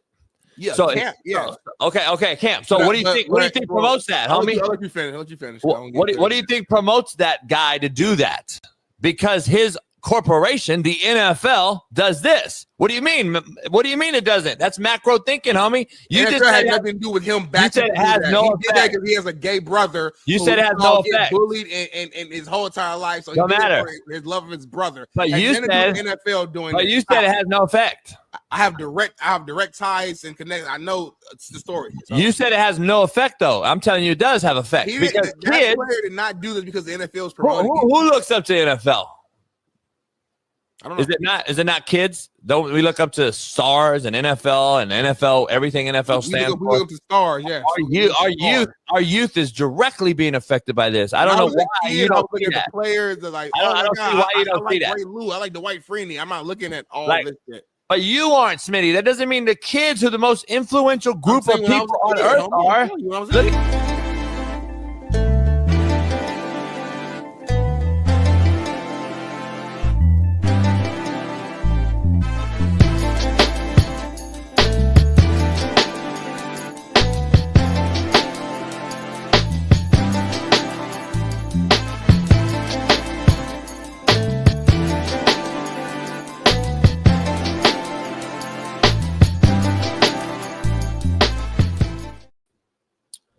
We're back in the building. Show is powered by BetUS. Pound that like, subscribe, become a member if you're not one. Make sure you follow us on all social media platforms every single day as we continue to grow the show. Smitty, Steve Kim joins us. I know there's some boxing in the news that's going to be happening here soon. I think Haney is going to be over in Riyadh, Saudi Arabia, and we'll be taking on somebody. So we're going to ask Steve about that. Teofimo Lopez is what I'm hearing. Yeah, so we'll ask the guru, the GOAT, and the Korean Cosell himself, the co-host of Whitlock's Fearless and the 3 Knockdown Rule with Mario Lopez. Our main man, Steve Kim, joins us on a Tuesday. Steve, what up, man? Good to see you. Morning. Guys, this week's 3 Knockdown Rule comes out today. Tim Bradley. Nolan Ryan, he brought the heat. He did not hold back. Oh, he said some things. Oh, people are going to be upset at him and us. Really? Him for saying it, us for having him. It's a great show. I can't wait to watch that, man. I love Tim, man. Tim keeps it real. You might disagree, but he says it. Shout out to Carl Nazib. Anyway, what? Where that came from? But you Steve, doing all right, Steve? Man, good to have you on here. Gay Pride, Gay Pride Week month. Anyway, Carl Nazib, first openly gay player, football. Look at that. Fuck. But anyway, I'm sure Steve will talk about that with Whitlock. Makes me bounce. We just had Kevin Sumlin on, Steve. Great friend of mine. He's did some great things in the A&M. I want to ask you before we get going into your wheelhouse. Kevin Sumlin came on here and he talked about the transition from the Big 12 to the SEC. His first year on the job, he gets the job in February, and they're playing Florida game 1 that year. Both were 11-2. Didn't get into the BCS situation, but he was talking about just what has changed from then till now. And he's like, same thing you and I have been saying on the show for a long time with Smitty. Like, you can't address the locker room anymore because some guys make $300 a month or a year, and some guys make $3 million, and nobody knows. And compared to Myles Garrett, we know he's making $40 million, and everybody else can just shut the hell up or get out or ask for a trade. In this world, we're over here like, well, what is this guy making? What is Miami's left tackle making versus the right tackle? Like, now it's just a shit show in the locker room, he said. And he even stepped away on the on-field role in Maryland. So now he's traveling the world. He's like, hey, I'm off the field right now in Maryland, and he's been there the last 2 years with Loxley. But he's like, man, this is a shit show. Yeah, and the difference in the National Football League, you have binding contracts. Yeah. And most of your money is based on production, not projection. So when a Myles Garrett in his 7th year of a Hall of Fame career gets a $35 million a year contract or whatever he gets, he's earned that. Now, if you're an incoming freshman that someone says you're a 5-star, and right off the bat, you get an NIL package from a collective, and you're already making more money than the 3-year starter, to me, that's a bigger issue because in the collective bargaining agreement of the National Football League, there's already a rookie salary cap. It's basically a Sam Bradford rule. Right. So in the National Football League, when you look at a Myles Garrett, I think the whole locker room says, no, you're paid exactly where you should be. Right. I don't think there's really any type of jealousy. I think there's a respect that, hey, Myles, you earned that. But if I'm a 3rd-year guy and I've started 2 years and I've made the all Big 10, Big East, or all ACC, whatever, and some freshman that has never even had a 2-a-day practice is making as much or more than I am, that's where your issues start. But like you just made a good point. Like he said, too, combine the two ideologies. He was like, look, man, you got a guy that we know what you're making in the NFL. We aspire to be that because we're in the same league. We got a shot to be the Myles Garrett and get that salary. In college, you got 18, 17-year-olds. Kevin was like asking me about the package on the fucking Hellcat. Am I going to get the IMG series? Am I going to? Well, let me give you an example. Let me tie this into Miami. I kept reading that Nico and his father and his whole camp had a problem because of what they signed, which looked exorbitant 2 years ago. And then when Carson Beck got what he got at Miami, they wanted to go up to that baseline level. Well, again, read the fine print. What does it say? And my argument would be right. And Carson, when you have a down year, which Carson Beck did, and he still threw for over 3,400 yards. He threw for more touchdowns than you did. Nico did not play even up to the Carson Beck level of last year, which was not a great year for him. The year before, Carson Beck came within, I think, 50 yards of 4,000. So, until you get some sort of collectively bargained agreement for every single player, that means from the walk-on long snapper to the All-American, what you're doing is you are creating anarchy across the board. Nah, 100%, man. So we talk about it all the time, man. I don't know. I think your answer to all of this, as Steve, as far as having the contracts, makes the most sense to me, and hopefully we'll get to that point. But switching gears to some boxing before we go back to NFL here. So Devin Haney, Teofimo Lopez. I've been seeing reports all online. Is that official? Is that happening in August? Well, it's being reported by my good friend Lance Pugmire, formerly of the LA Times, now at Boxing Scene. I was told over the weekend this fight's going to happen. I don't think either guy has much of a choice. They simply can't do the Ryan Garcia-Haney rematch after what took place about 5 weeks ago. If this was a battle of Indian tribes or Indians, it would be Running Coyote against Chief Bent Knee. Devin Haney ran around the ring, around Times Square like it was the Indianapolis 500. And meanwhile, Teofimo played tough guy for about 1 day, calling Turkey Al-Sheikh all these names. And he bent that knee and kissed that ass. So there we have it. Here's the interesting part, guys. If the date is correct, and this is also the date that I was heard, August 16th is the same day as Tank and Lamont Roach. That's crazy. So I don't know. Why would they do that? Is it trying to prove a point? One would be in the afternoon, Smitty. Remember, Saudi Arabia cards out here are in the afternoon for the most part. Keep that in mind. Where was the other fight be at? Vegas? That other fight's going to be in Las Vegas. Got you. Okay. I know you started, with the joke there, but how big of a fight though, I guess, for boxing is this? I know you're not that excited, but is this a big fight? All right. They didn't exactly whet the appetite.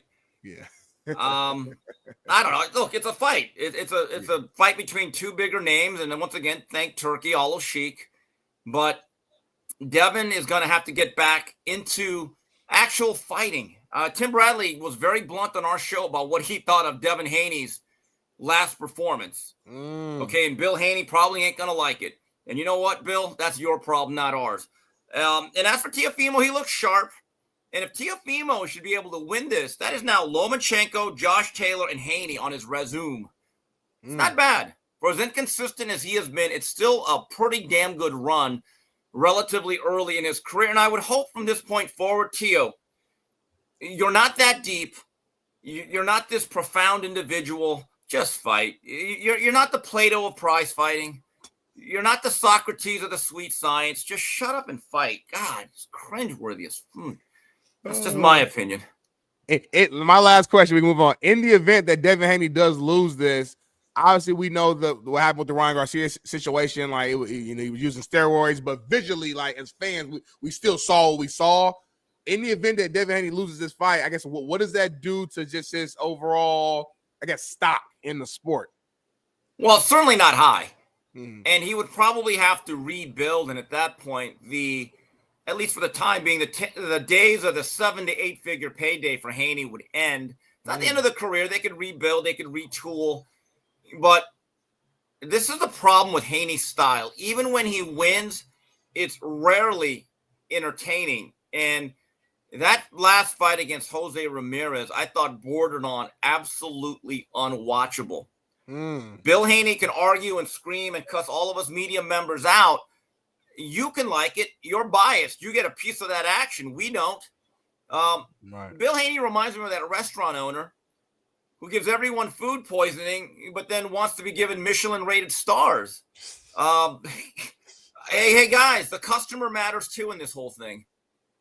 I'm curious to see how this thing unfolds. Steve, real quick, back to some football.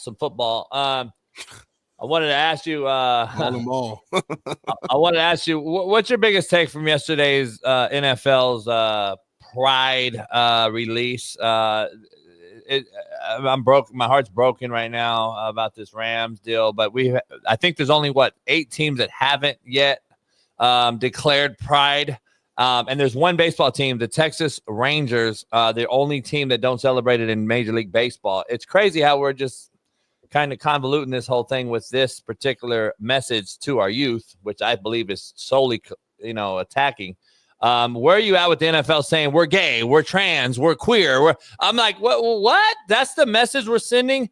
I don't understand it. I don't get it. And I don't understand where the money's coming from. Like Smitty and I were like, well, it's about money. Well, I'm trying to figure out where the money's coming from, because even Sean Salisbury's like, I don't understand where I think this at the end of the day is going to lose money when everyone's starting to get over all this bullshit. I'm surprised they're still doing it. Yeah, it's interesting. In the last year or two, I think more and more corporations are pulling back and getting back to the sanity of this thing. I give guys like Des Bryant a lot of credit for speaking out, saying, hold on, none of this is football. That's a lie. And I think we are now coming out as an American society and culture and being able to discern what is the truth and what is an agenda. I just look at this and I just kind of shake my head. I don't really think it makes sense, but the fact that more individual teams are deciding to pull away from this particular subject. Pepsi, you mean guys like corporations? Yeah. I guess it's progress. I never really understood why the NFL would go all in on this. I don't. Yeah, for sure. And I know when we first brought the topic up yesterday, me trying to just find like exactly what that answer could be. The only thing that could come to my mind is that they're just trying to make this sport as big as humanly possible. And the way to do that is to connect with every single community out there, whether it's gay, LGBTQ, whatever, white, black, the moms, the families, the kids. So that's why I think over the year, if you look at just everything they've done from rule changes to making it softer to protecting the quarterback so much, like they're trying to make this to where it don't matter who you are, what you are, there's a space for you to come watch football. And I think it's gotten to a point where I see Dez gets it, Smitty. Dez is attacking it the same way I argued with you yesterday. No, you're right. Yeah, it's the kids though. Like he's saying, I'm going to be proudly tell my boys. He knows they're attacking what demographic they're attacking. It's the youth, the most influential group of people on planet Earth. That's what they're doing here. And the kids look up to these players. There is a form of indoctrination. There's a reason why this group of people love to read the preschoolers and elementary kids, but they never go into senior citizen homes. Exactly. The word is called grooming. Yep. I agree. I think it is too. Smitty, I can't wait to hear this one. You got to ask Steve about this Wake Forest deal. Oh, yeah, man. Wake Forest head coach appears to call Tennessee first baseman Andrew Fisher a fucking, I don't know if we should say this on YouTube. FAGGOT. And then 4 pitches later, Fisher hits a 2-run blast to the right field. This is all over social media yesterday. I guess JB loves it, of course. Hey, coaching great again, man. That just was a normal word we use, man. I mean, fuck, I call all my players that word. And it was all love after. I gave him a hamburger and a hot dog and told him to get the fuck to study hall. There was no big issue. It wasn't no big deal. Nowadays, it's so big of a deal. I love it, man. I actually love it. But I think I am reading his. Steve, I know you. Can you read those lips? I think that's what he said. I don't know. Maybe he's just getting into the month of celebration. Maybe he's just getting into the spirit. There you go. Smitty's Ravens are fucked again, literally. But anyway, you said yesterday that the Rams was not promoting it, and what do you know? You know who hasn't done it? I mean, stand correct. You know who hasn't done it? You're Colts. Exactly. Shout out to the Indianapolis Colts, man. Shout out to Indianapolis Colts for not doing it, but I'm sure they will because they got AR5.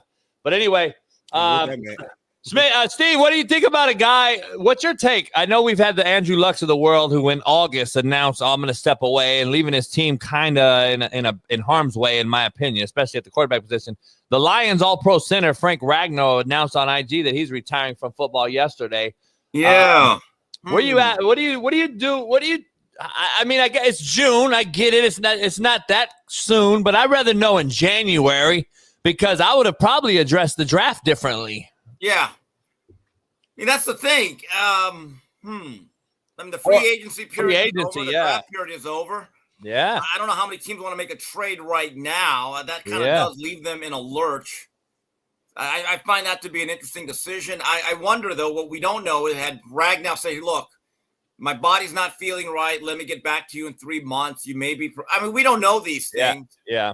And now Brad Holmes, who's really good at his job, knows how to construct a roster. You know, I'm sure this is why you have player personnel directors and all that other stuff. But I hadn't even heard of this. That's news to me. Ragnow's been a good, solid player on what's been a really good offensive line. It's really a shame Detroit fell apart defensively, health-wise last year, because now they have 2 new coordinators. And you never know. These windows in the National Football League are never guaranteed to last long. Steve, he said, I tried to convince myself that I'm feeling good, but I'm not. And it's time to prioritize my health and my family's future. So I it is what it is. At least it's not August. It would be a real bad situation. But again, it's pretty bad business. If I'm the head coach and Dan Campbell, who either has to another guy who we all like and we've come to like over the last few years, seeing him on Hard Knocks and seeing the maturation of the Detroit Lions go from the team that never could get over the hump to a team that's considered a Super Bowl contender year in and year out. I believe this is going to be one of his biggest challenges because now everyone expects you to win. Versus now just trying to be good in the NFC North. Now you're expected to win the NFC and get over the hump. And I don't know, man, this is going to be a challenging year for Detroit Lions and the fans, in my opinion, in Detroit. And we're going to have to see, is Hutchinson healthy? What version are we getting? If he stays healthy, that's a completely different season in my view. They just could not get off the field against the Washington at home. You could kind of see it in the second quarter. You're thinking, oh, they're going to have to outscore them. And I don't think Ben Johnson had a great game in his last one. But look, Detroit has a good base of talent, but you're right. If you knew that Ragnow would make this decision in June, you would have handled that NFL draft completely differently if you're Brad Holmes, in my opinion.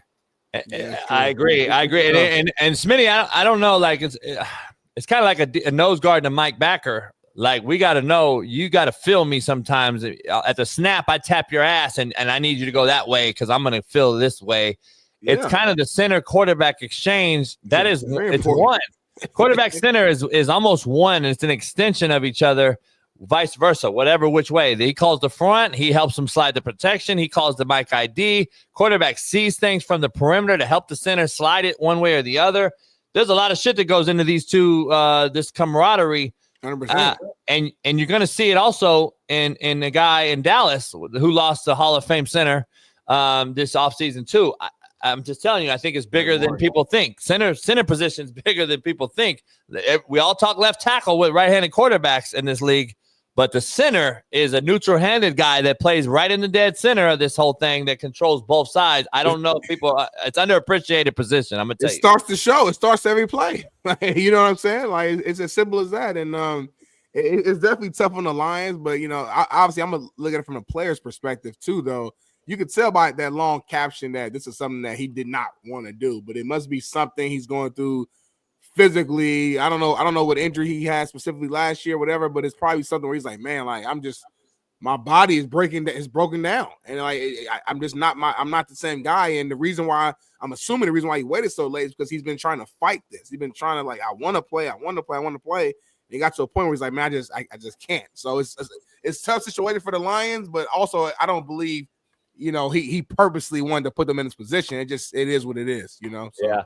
Steve, also in a similar story, free agent offensive tackle Jedrick Willis, who basically has had lingering knee issues last season. He said he plans to sit out all, if not most, of the season upcoming. Oh, really? To fully recover.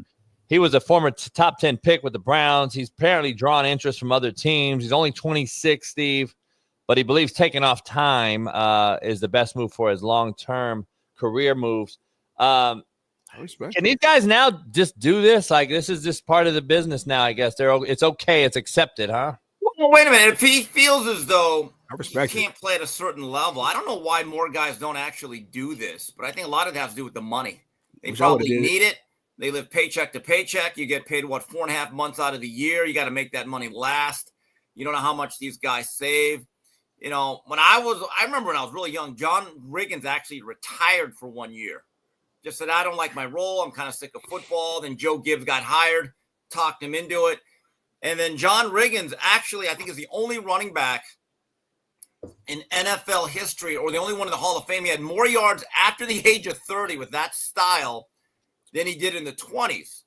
And I actually think a lot of athletes, if they can, should probably take like 1 year off to rejuvenate their mind and body. I just don't know if that's feasible, and contractually they probably don't even allow it.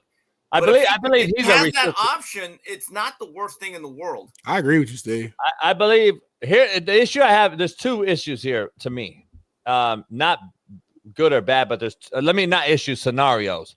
He's unrestricted free agent apparently, from what I see. If he was on a roster and said this, are we asking him to pay money back now? See, here's the issue. Well, that's the other issue. Here's the issue. I get what your guys are saying, but on the other side, remember, we keep forgetting the owner, the GM, and the head coach's position in this thing. When I got a center retiring in June, it puts me in a fucking harm's way as a coach and a GM. Let me just tell you. But we don't think about that. It's player. Well, guess what? We paid you a lot of money already also. Yeah. So is this guy now he's an unrestricted free agent, so I tend to lean on your guys' side because he's not really with a particular club right now. But if he was with the Browns, let's just say, I'd be like, give me my fucking money back then. Well, that I agree on with. the job though. So doesn't matter. If I'm not 100%, if I'm not healthy, then I'm not healthy. No. But then you would be put on the injured wire, homie. He's choosing to say, I want to recover. I want to recover. You played and coached for a while. No, but he's saying he wants to recover. Sometimes these doctors and trainers are trying to speed you back to recovery because they want you in the field, and I'm not all the way healthy. But Smitty, that's my point. We didn't make that decision. That was a decision made by the team doctors and the people that paid this man. That's not his personal decision to say. I got a question for you, JB. You brought that up. You as a head coach, did you have power? Like, did you talk to the doctor and say, hey, we need Darnell back next week, make it happen? Is that a real thing? And be honest, it's unspoken. Let me just tell you, because it's illegal. It's illegal for a team. No. I don't coach them. I don't give a fuck. I'll tell you everything. It's for a coach. Like I wish I would ask someone this, because Manziel got a concussion. It was documented on ESPN and 30 for 30 and shit. And someone was like, "What's up?" And there's like video of them kind of talking, and then the doctor and someone was like pushing the doctor, but someone will tell you, it was like, man, I've already heard the story. I know if you cleared him, you cleared him. Someone told me personally, like, we cleared him. He cleared him, or I would have been fired or arrested, because that's what it is. Guys, in the National Football League, the team doctors are there for the team. Exactly. That's the truth. They are there to make sure that you're healthy enough to play, not injured enough not to. There's a great story Jerry Glanville talked about the 1991 Falcons, the too legit to quit Falcons, one of the funnest teams ever. Chris Miller, his starting quarterback, I think it was either sick or got knocked out. Offense is scuffling. So at halftime, Glanville goes over to the doctor and he goes, hey, I need Miller in the game. And the doctor's, Jerry, God, he's sick, this, and this. And he goes, I'm going to tell you this right now. If Miller's not in the game in the third quarter, I'm going to get a new team doctor. And the team doctor goes, he'll be ready to play. Let me go right now and prepare him. That's life in the big city there, boys. That's what we do here. And Smitty, to your point, like your question is like, I'm going to ask the trainer and the doctor, like, hey, listen, is he at risk of hurting something? Is he able to is he hurt or injured? Like, there's a huge difference, and I think they use that more than most in the NFL. So to Steve's point, like, we work for the owners in the. And by the way, if Willis is a restrict or unrestricted free agent, there's no contract that he's breaking. That's the difference. There's nothing. That's why I said that's why I said there's two scenarios here. Like, if he was on a roster, I'd be like, okay, if that's the coach and the GM, I want some money back here. Then if you're just going to take the year off for your personal saying, I don't feel like I'm the best, but the team doctor says you're cleared to play. That's a scenario difference. Now, if you're not on a team and no one's picked you up, then you do what you want to do, and you got to live with that 4-month paycheck. And a lot of guys get it strung out, Smitty, to 12 months, but it's not as big, obviously, in those 4 months. But at the same time, this guy's an unrestricted free agent, to Steve's point, so I don't know the scenario, but he's only 26, Steve, and he was a top 10 pick, so I don't know. We'll see what happens with this guy. Who knows? I don't get it, but it is what it is. We'll see. Steve, what's your biggest take about the Stefon Diggs thing before you get out of here? The Stefon Diggs basically doing his thing. Do you see him and Vrabel headbutting here? Is this oil and water? Is this kind of is he on the other side of being that guy that I can risk off field because you're so good and productive on the field? I don't know if he's there anymore. I think that the off the field stuff's going to outweigh the on the field stuff, especially coming off an injury. So I'm confused. I'm curious to get your take on that one. I just hope Stefon and Miss Cardi, I hope those kids make it. I wish the best for them. Look, there's a tax. They're in love. There's a Stefon Diggs tax. Okay. It comes at a price. And I don't think they're going to cut him. I know a lot of the Boston sports media. I've been watching some of the videos on 98.5. They do a really good job. There's actually talk of cutting him. And I'm thinking, hold on, guys. It's not like they got Stanley Morgan and Irving Fryer out there. Thank you, Steve. There's no leverage with the Patriots. There is no Edelman. There's no branch. There's no David Givens. And if you're trying to nurture and bring along a young quarterback in Drake May, he might be worth the headache at this moment. So, but you have to understand, what do you think you're getting into with Stefon Diggs? This should be expected. Yeah, exactly. Now, what I would tell Stefon Diggs is, Stefon, I have no issues with what you do privately. Why do you have to make it public? You could do lines of cocaine on these bitches' asses. Don't tape it. Don't stream it. Be smart enough to keep it private. I thought I was hearing my self-talk right there, Smitty. That was a shocker. That even Smitty was like, that's Steve. Steve almost never cusses publicly. Like, it's he got to go to Whitlock. He got to go to Whitlock, and like you can't cuss, and he gets it out on my show. Say what you want about Michael Irvin. He tried to keep the White House private. Now, he got busted, but it's not like, and again, there was no social media then, but it's not like Michael Irvin got up to the press conference after the game. Yeah, me and Troy were good, and I'm off to the White House. They tried to keep it a secret. In the mortal words of Michael Jerome Irvin, we tried to do the wrong thing the right way. He did say and that's what I would tell Stefon Diggs. If you're going to do the quote-unquote wrong thing, do it the right way. Yeah. My thing is, listen, the man ain't off the field. We can say we want, optically he don't look good, but he hasn't gotten in any trouble. On the field, outside of him getting injured last year, he's been phenomenal. So, yeah, he's worth the risk. Because I want to deep dive this though. Here's the thing: we got a kid that's going to be a sophomore that we know for the history of the league, the sophomore slump is real for quarterbacks. You saw a great talent. CJ hit a little bit of wall last year. Bryce Young, we've seen other guys. Caleb Williams will be determined this year, as long as Jaden Daniels. We'll see if he's the guy. And sophomore slumps are real. Defensive coordinators get paid a lot of money to figure you out, and we've seen sophomore slumps continue to be proven a real thing in the NFL at the quarterback position. Number one. Number two, Drake May entering that year with a guy that's there, here and there, and not full on. Okay, I know exactly where this guy is on the outcut. I know exactly where he is. Well, he's re-coached. Remember this, though. He's not even in the building right now. He's rehabbing. That's the other thing. Yeah. No, he's back now. Stefon's back. No, he was back yesterday, but I'm talking all throughout this offseason. No, yeah, that's what my point is. Yeah, that's my point. No familiarity at all. That's my point. That was my point I was bringing up here. Like, we got to – here's the bigger picture of this, Smitty, and that's my point. Like, if you're not – the camaraderie is not there for a guy entering his sophomore year. What happens when the shit hits the fan and I don't get the ball on time on the curl, and Drake May should have hit me and he thinks he should have hit me, and now there's see what I'm saying? That's back to Josh Allen 101. That's why he has the reputation. That's just a receiver. That's just a receiver. You're a quarterback. I get it. Every team has those. We thought Devontae Adams was just a perfect citizen until we watched that wide receiver show on Netflix, and we were like, oh shit, Devontae's out here cussing and complaining, and that's what receivers do. So if Drake May can't handle that, to go play softball. This is football. You're quarterback. No. That's not. Yeah, I get all that. That's not my point, though. My point is Drake May's sophomore year is critical for a new football coach at that particular place, which is a storied franchise in New England. Mike Vrabel taking his job, and that's why I've given Stefon Diggs more heat than most, because I'm like, well, the new head coach, I should have been there to support him instead of on the yacht doing my thing. I should have been there to say, hey, you know what? OTAs, even though I'm not clear to play, I'm going to be there as you start the OTA addressing of the team. I really wonder what Vrabel thinks. Look, he's trying to rebuild a culture, a whole franchise. It's a chance for him to rehabilitate his own career. The last thing you want to answer is questions about that. And if you rewind, the one thing I would have told Stefon Diggs is, Stefon, I really don't care what you do. You better keep it private, and I don't ever want our head coach to have to answer about that. I agree with Seriously. that. Yeah, I agree with that. And you have no resume in New England. You can get away with a lot when you have produced at a place because it comes as part of the deal. But when you have 0 catches for 0 yards and no touchdowns, and you've never even really practiced with the team, I don't think you have that same cachet.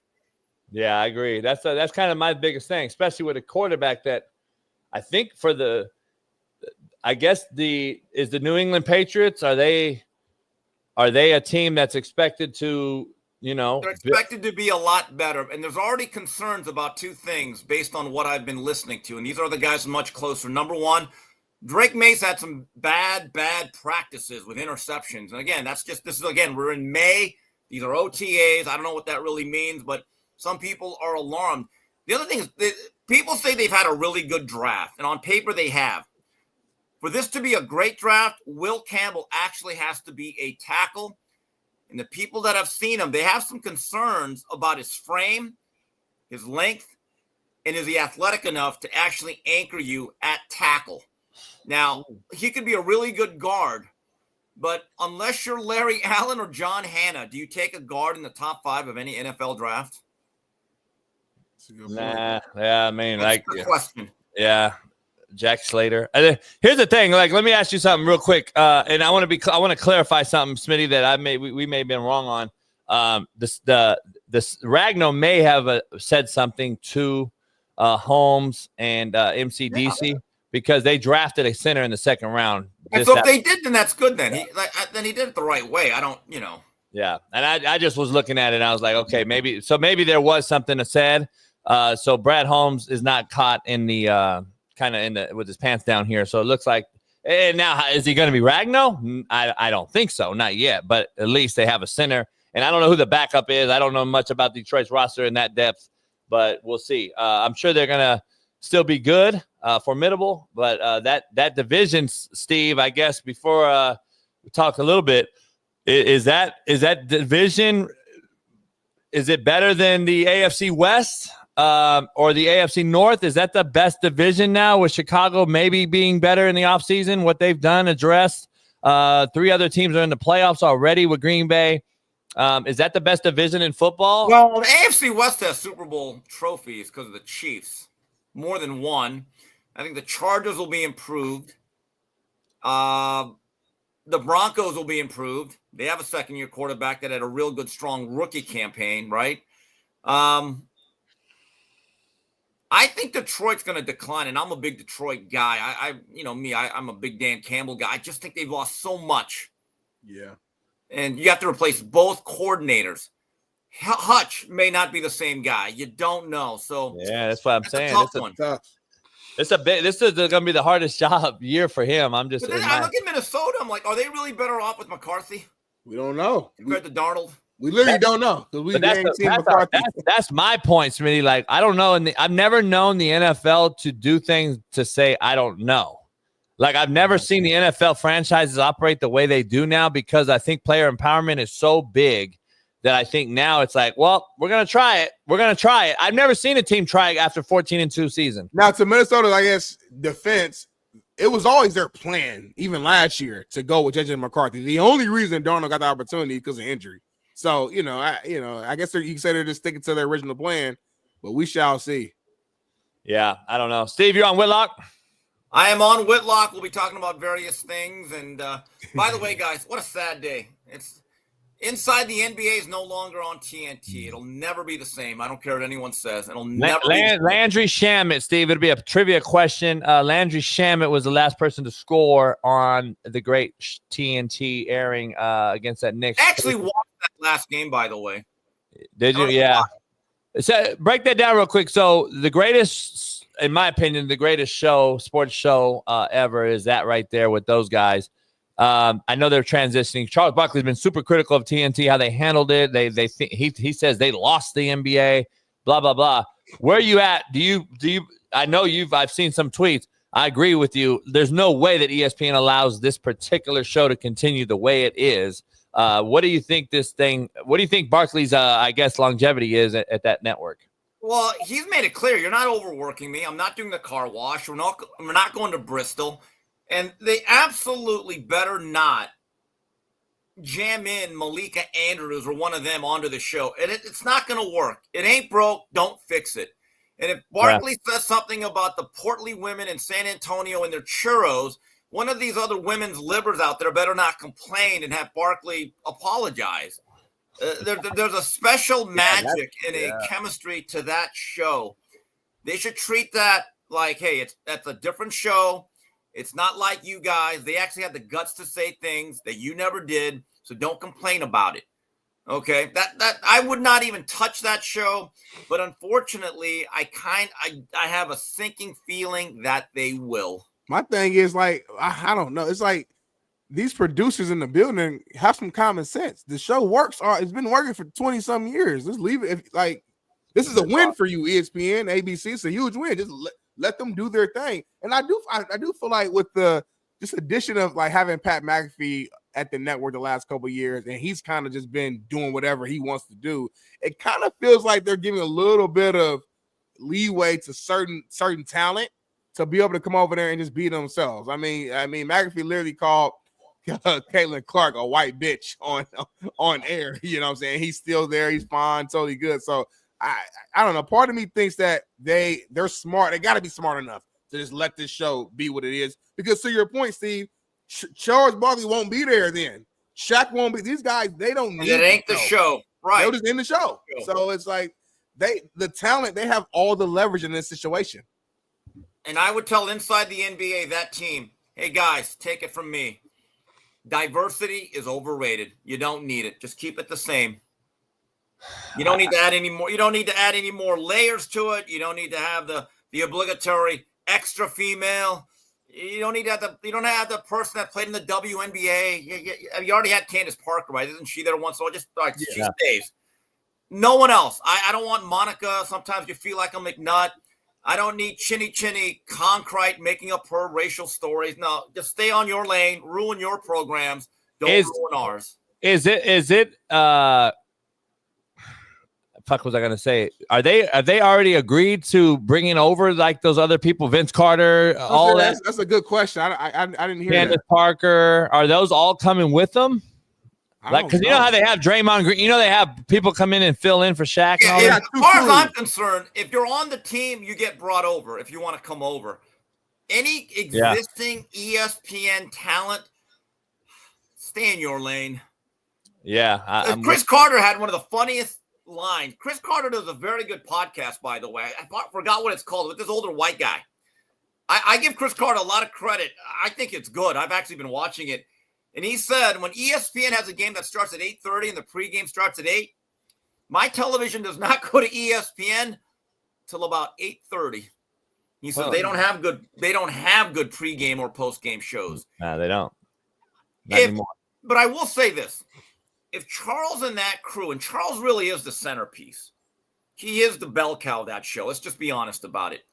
If they were that set on doing it their way, what I would have said was, let's just start our own YouTube or podcast or broadcast network and do it our way.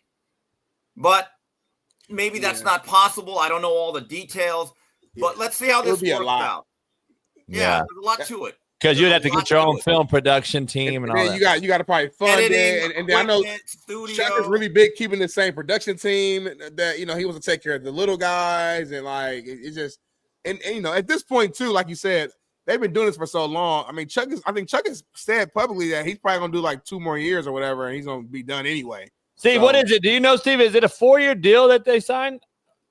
I don't know much of the details. And Smitty, to your point, Charles Barkley has said in the past, I ain't going over there. They work me too hard. Right. You think he basically said, if you think I'm going through that car wash in Bristol when you have to do every show there for like 9 hours, they have you there for 3 days. He said, I ain't doing that. No, not doing any of that. Stephen A does everything. I see Stephen A break down hockey.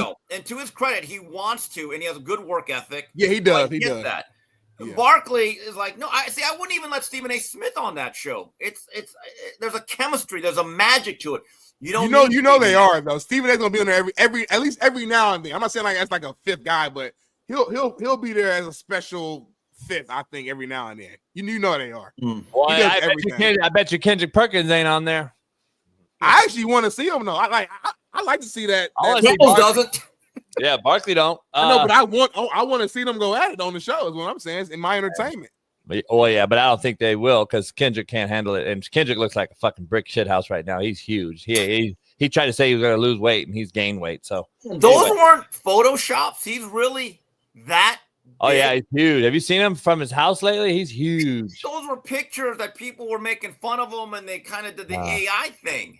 Nah. Now, LA Live is right there by the LA ESPN studio. So they got fixings right there, soul food. They got all the bars, Yard House. That's gone now, right? Yeah, I think they shut it down officially. Disney said they're no longer funding it. It went back to New York, right? Or yeah, Connecticut or whatever. Yeah. Some people that I know that work there, so I saw they did like a little post or whatever, like their last show, last Sports Center or whatever from LA. Yeah. So I don't know. So those aren't Photoshops, Smitty. Look at Steve. No, he's fucking huge. He's big. He's a 7-footer. I mean, those guys are naturally big. I mean, I just thought those were people who hated Kendrick making Photoshops, expand them. Oh, man. Kendrick, you have a lot to live for. Mike Tyson push-ups in the morning, drink a lot of water, hit the spin cycle. Can he do the clap? Can he get on the full breakdown? Like, you think he can do the clap push-up? Yeah, he can do it. He's still strong. He's still a professional athlete. He need Tommy John surgery at that weight. You trying to blow out that man's rotator cuff. That ain't Photoshop, Steve. That ain't Photoshop. You know how long that tie has to be to go over that mound? That's got to be an extra long tie, by the way. Not the biggest fan of Kendrick. I'm not, but I care for my fellow man. If you're going to face off and be in studio with Charles Barkley, Kendrick, you got to lose a bill or two. A bill or two? Or two. That's a lot of money. I thought this was an AI thing. I really did. Shout out to Kendrick, man. Hey, I've gained weight. I've lost weight. It's doable. My co-host JB used to be that size just a year ago, and look at him now. So it's doable. Just lock in for a couple. You know the difference, though? I said I was going to do it, and when I say it, I do it. This guy, but hold on, he ain't say he's going to do it. Bullshit. I got the video. He came out 2 years ago and was like, I'm on a big-time diet, blah, blah, blah, right on first take.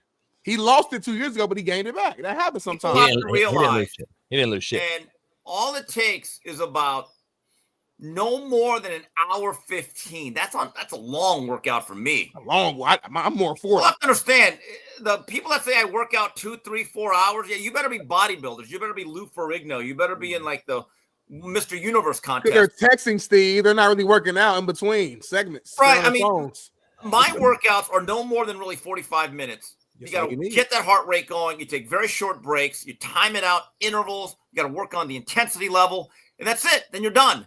Yep. Kendrick, just an hour or so a day.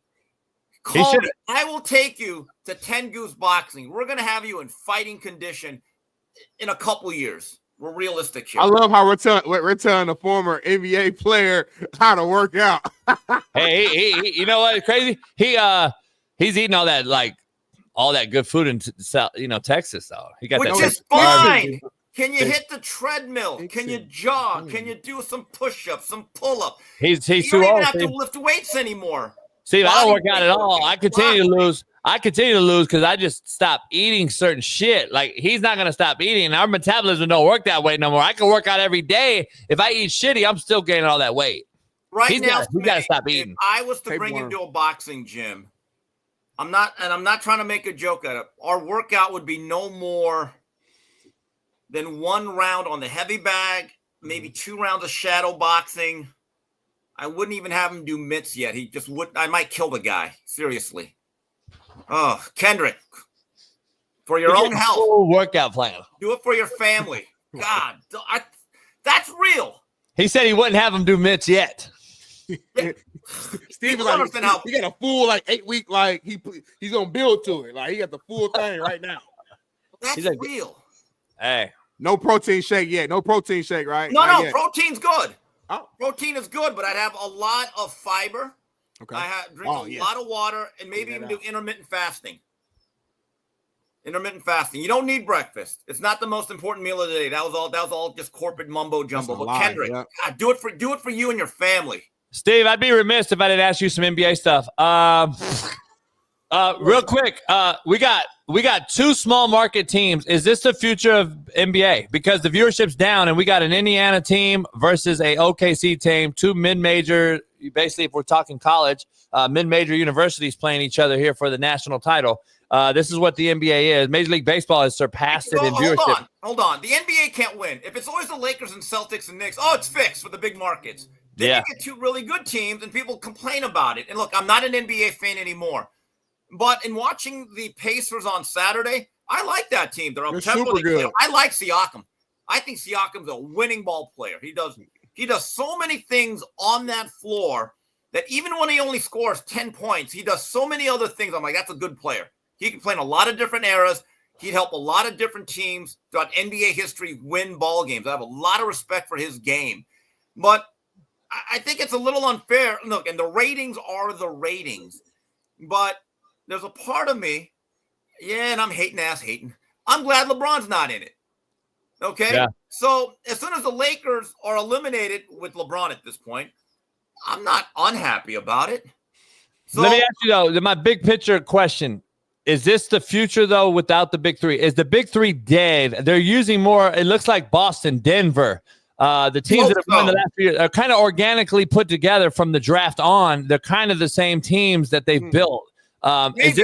It might be the new thing. I don't think big threes are being chased around no more. I think the big three kind of era is kind of ending, and now we're going to have more small market teams. Which is great.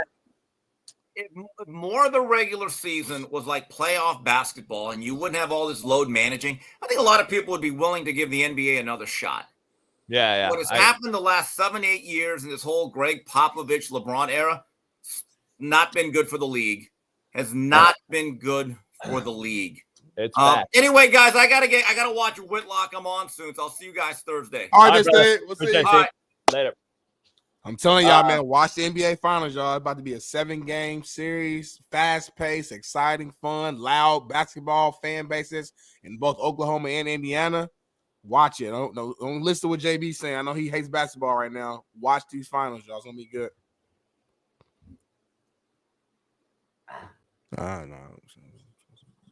Shout out to the new members, though. We appreciate y'all.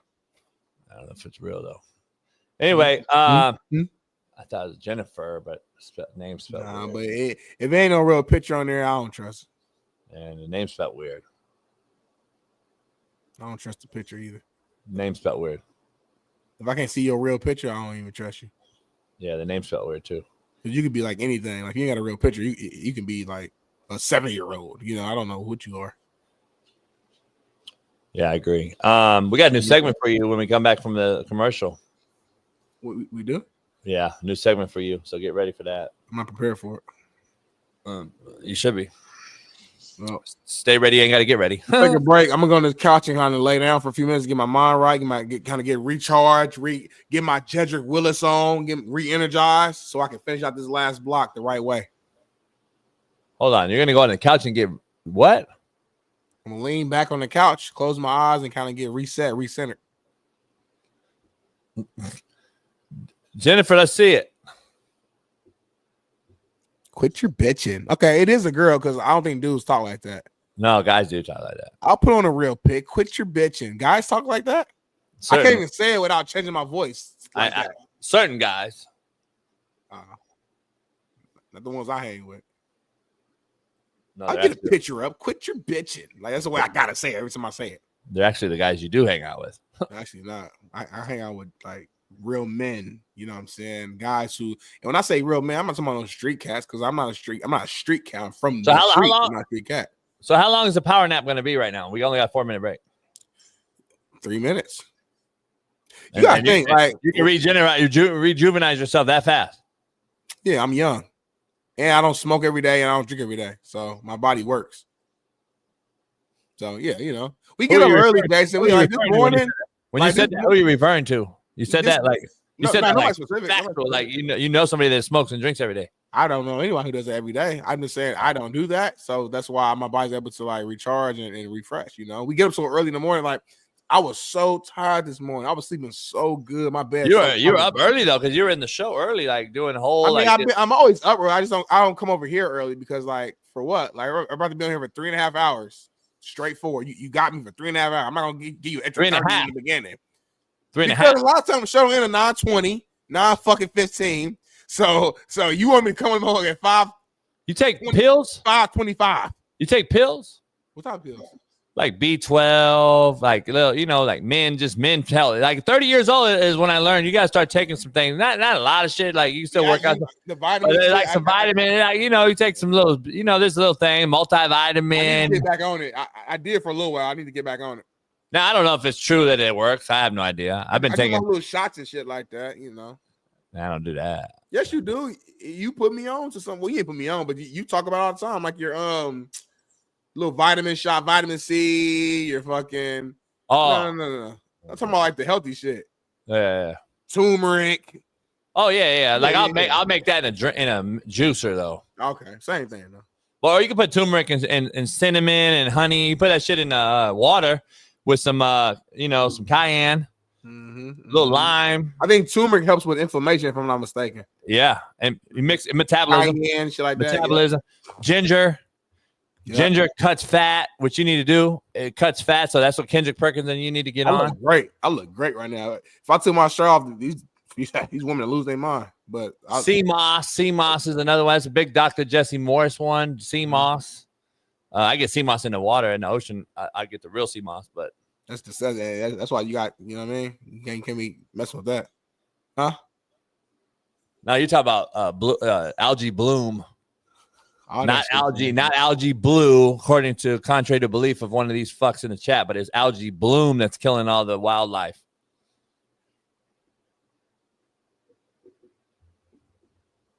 Gore, if you see me in public, Who? Trust me, it's not gonna be what you think. Who? Gore. Who's Gore? He said 5'5", 280, Smitty. I said if you see me in public, and it's gonna shock you. Why would it? Like it ain't gonna be what he think it is.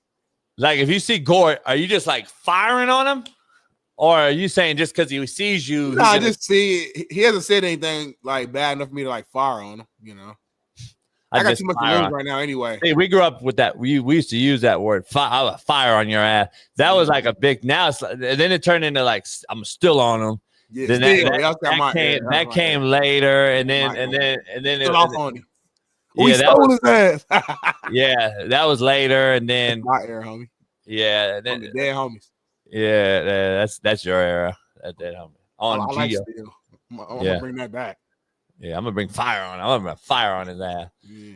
I want to fire on a few people in the chat. JB, you ever think though before we go to break, like people like us who actually have things to lose, like you have a successful life and money and house and you got stuff going on. You can't necessarily like just go out in public and just be like doing shit. Like you can't just go out there and just choke a motherfucker out.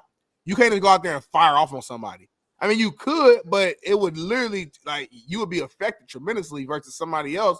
One of these bums in the chat, not all y'all, but there are some bums in here who maybe they're living in the basement of their mom's house eating pizza rolls and ranch, and them trying you outside and trying to swing on you to go viral is actually a benefit for them. Versus you know what I'm saying? So like I find when you get to a certain status and level, I often think about, damn, like how should I respond in this moment? Like certain things, it's not about being soft. I think you kind of just gotta like let it go, and it's tough sometimes, but you just got to. Agree?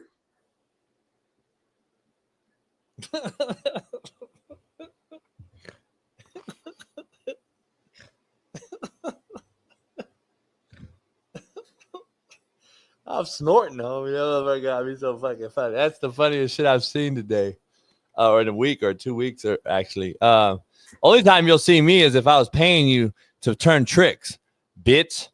That's the only reason I'm on Fig is to pick you up off of Fig because you a hoe, and that's where hoes stroll. We'll see you at 4.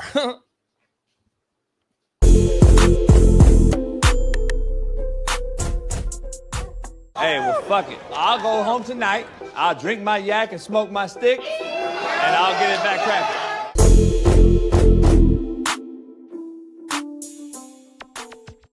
cracking. He reported the article. This is Bill Simmons, homie. Go down. Yeah. My phone. I'm gonna make sure you do it. Tyler Tynes put it on like Reddit and shit. And it was Bill Simmons, the Ringer, which was his whatever article or whatever, or his what do they call that? I don't know, whatever it is. He had the Ringer. He owned the Ringer or whatever. But anyway, yeah, he's a fuck. But should have had me on, but he won. So it is what it is. It's a long time ago, man. Forgive him and move on. Ohtani's the best baseball player in the world. There it is. Ohtani's the best ball player in the world. They beat the Yankees 2 out of 3. They kicked their ass though yesterday or 2 days ago. Oh, it was 10-0 in the second inning. Yeah, what was the inning score though? It was like 16-1 or something. I don't know. Crazy like that. Like in football terms, that's like 100-7 or something. That's the Dodgers though, right there. That people are like, fuck. If they're healthy, they're hurt right now, and they just made a big move in the pitching world too from the Reds. They got one of the Reds' best pitchers.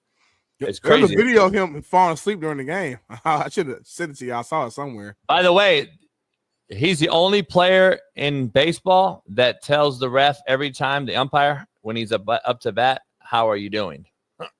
Really? Yeah, and I tried to record this video where I was eating, and I was trying to record it. They were playing that blowout 18-2 game Saturday. Yep. Was it Saturday? Saturday, yep. I was out. And homie, so this first baseman for the Yankees, if anyone could help me out, I forgot his name. He's the first baseman for the Yankees. I tried to fucking record it, homie. God damn, it was gonna be huge.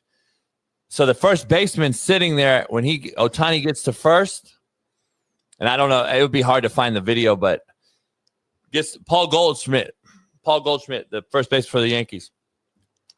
Ohtani gets a first, and Goldschmidt's like, whatever he said, white dude, so he speaks English, right? Hey, and Ohtani's laughing, and they're fucking having a conversation, but he don't know English.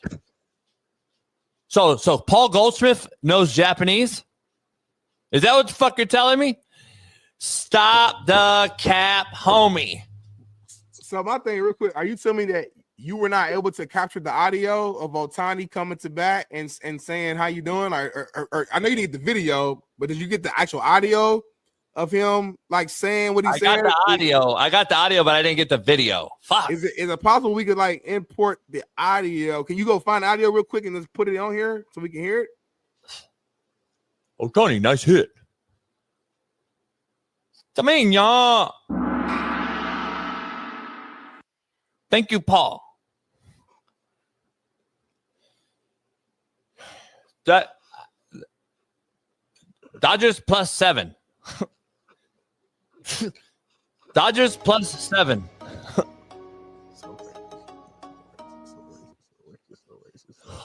Homie, Smitty, the motherfucker got on first base and told him it was 10-0 at the time he got on first, and he was like, Dodgers +7. His motherfucker knew the fucking line, homie.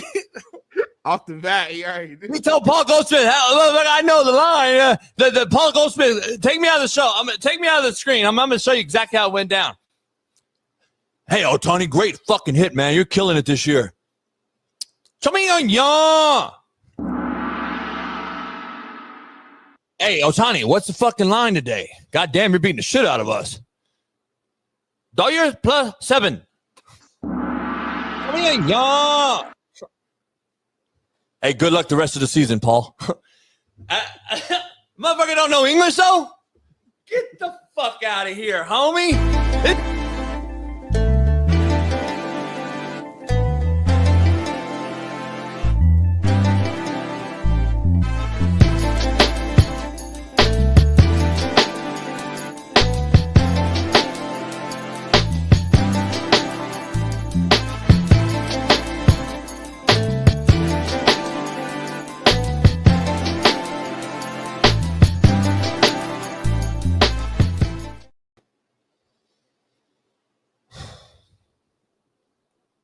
You napped on me? Yeah, I'm back now. I'm good. You napped? Yeah. Feel recharged, man. Reset. I got my protein bars. I got a few left of these right here. But forget all that, man. It's time, man, for a new segment, man. Women's college softball breakdown with your boy Big Smitty. Jason, I don't know if you saw this, homie. Wait, what? Women's college softball breakdown with your boy Big Smitty. So, Jason, I don't know if you saw this, homie, but Texas Tech signed a superstar Stanford transfer, Najee Kennedy, to an unprecedented $1 million softball NIL deal. The Red Raiders had never even won a conference title before this season. But now, check this out. They're playing for a national championship, man, and they're one of the, they're talking about this being one of the best roster additions in all of sports. The money was worth it. They're balling out. I love to see it. Shout out to Miss Kennedy. She's a dog. She has thrown for 362 consecutive pitches for Texas Tech and every pitch of super regionals in the WCWS. Additionally, she has thrown 671 consecutive pitches for her teams at the WCWS. So she's balling. She's worked every penny. And this is how NIL dollars really work. You get paid, you do the work, you perform, you see the success on the field. So I just want to shout out her for doing the damn thing. We with you, sister. Nobody watched this game. Here's the issue. Here's what I want to – a new poll question. What's watched more, WNBA or women's softball? Chat. I'm more of a WNBA fan personally, but chime into that. You guys dropped that in the question. That's the poll question. What's watched more, college women's softball or WNBA? I got a question real quick. We move on. I'll watch softball all day. I'll watch women's softball just for optics. Let's Why say that. do you disrespect women in sports? I don't disrespect them at all.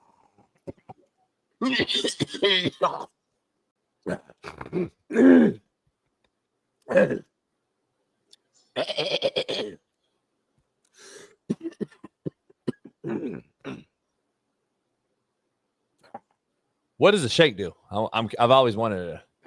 It like get it going. The shake don't do anything to your throat. It do. My whole body's shaking when I do it. But it don't do anything for your throat right there. It just helped. Like I'm good now. You're not good at all. Watch it. Here's a question I have. I watch softball, women's softball for the optics. You have no respect for women's sports. Like that's what I've just learned that. Actually, I do. You don't. You don't. Like the only thing you do that I agree with is like keeping men out of the sport. All right, cool. Other than that, you have no respect for which more women need to do. You agree to that? What? More women need to do the same thing. They need to have more respect. They need to have more respect. They need to have more respect for the women's game, like I do. Women playing women. That should be number one. Women's softball, women's soccer, women's basketball, all that shit, playing against women. Great. I love it. Well, we agree to all. But like, you don't I don't get it. You don't get it. We're talking about women right now, and you said the only reason why I watch softball is for the optics. It is. Like, you're not giving no respect for like the talent at all. Not at all. That's not true at all. The talent is there. I like to ask. Here's the issue I have. I want to be clear here. I like. I want to be clear. That's not my cup of tea. That doesn't mean I'm disrespecting the women. As long as women are playing each other, cool. But I don't have time to go watch them. Like that's all. You don't have time. You have one job, homie. You do a 3-hour show. You have the rest. Let me rephrase. 21 hours to fuck around. Let me rephrase the wording. I don't have interest. I want your life, homie. I have no interest other than the ass. So that's the only thing I want to see the thighs and the ass. Huh? You have no interest besides the what? I'm sorry, I didn't hear you all the way. Like I love women's volleyball, especially beach volleyball, and then like women's softball. I love like the optics of watching it, but I don't watch the game per se, if that makes sense. What women's sport do you watch because they're like you like it, like you like the actual game and what they do, what they bring to it? Nothing. Okay. There's not one women's sport. Disrespectful then. How's that disrespectful? I just don't like it. Don't talk about it then. So is women who don't come on and watch this show disrespectful? But no, you know why? They just don't talk about it though. But we talk. Are women who strip? You hopped on here and you said new poll question: who watches more, WNBA or you're trying to be funny? So my point is, I'm not funny. I'm just asking questions. Come on, I'm not boo-boo the fool. So you're taking attacks at it because you're saying they don't have a lot of viewership. So it's like, why even talk if you don't watch it? Oh, cool. Don't talk about it. So are women disrespecting themselves when they shake that ass in the strip club? This is a whole nother conversation now. Why? I'm to that. You go see that, right? It's completely different. No, I don't go see that. Why would you lie in front of 3,500 people? Listen, here's the thing. We're going to go watch the ass and the titties shake, and then we're going to go equate that and put it in some tight pants, watch softball, and we're going to do the same thing in volleyball. The issue is, like, we got to start asking the questions, the serious one. We got to ask the serious, real questions here, homie. Let's be honest. Let's be real. Like, come on now. Women watch men in those tight pants. They want to see the balls and the ass. Let's be real. I mean, I've had millions of women tell me that. Like, that's why they watch football, especially the women that don't understand the game at all. They just watch it to see the ass of a man in tight football gear. Let's be real. I hear you, homie. So is that not the truth? I didn't say that wasn't a part of the sport, homie. I'm just saying that I'm not saying my take based upon just this one thing you said. I'm saying this over the last 2 years of doing my deep dive and studying you and researching you and your takes. I've noticed that there's a trend that you don't really fuck with women's sports, which is okay. That's what. Well, you just. But there's no need to talk about it. There's no need to like tease it and like. I'm not teasing. They had 3 people in the seat. Like, there's no like you go at it. Just don't like it. Don't talk about it. You see what I'm saying? Like, I'm not a big like golf fan. I don't talk about it. I don't take shots at it. I don't go in here and say, I wonder what back the red. Like, I don't take shots. I just don't like golf like that. So I don't talk about it. Go ahead, Jason. So can I only talk about it when boys enter the space of a woman?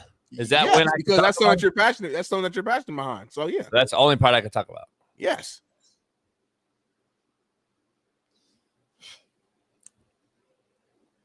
Got it.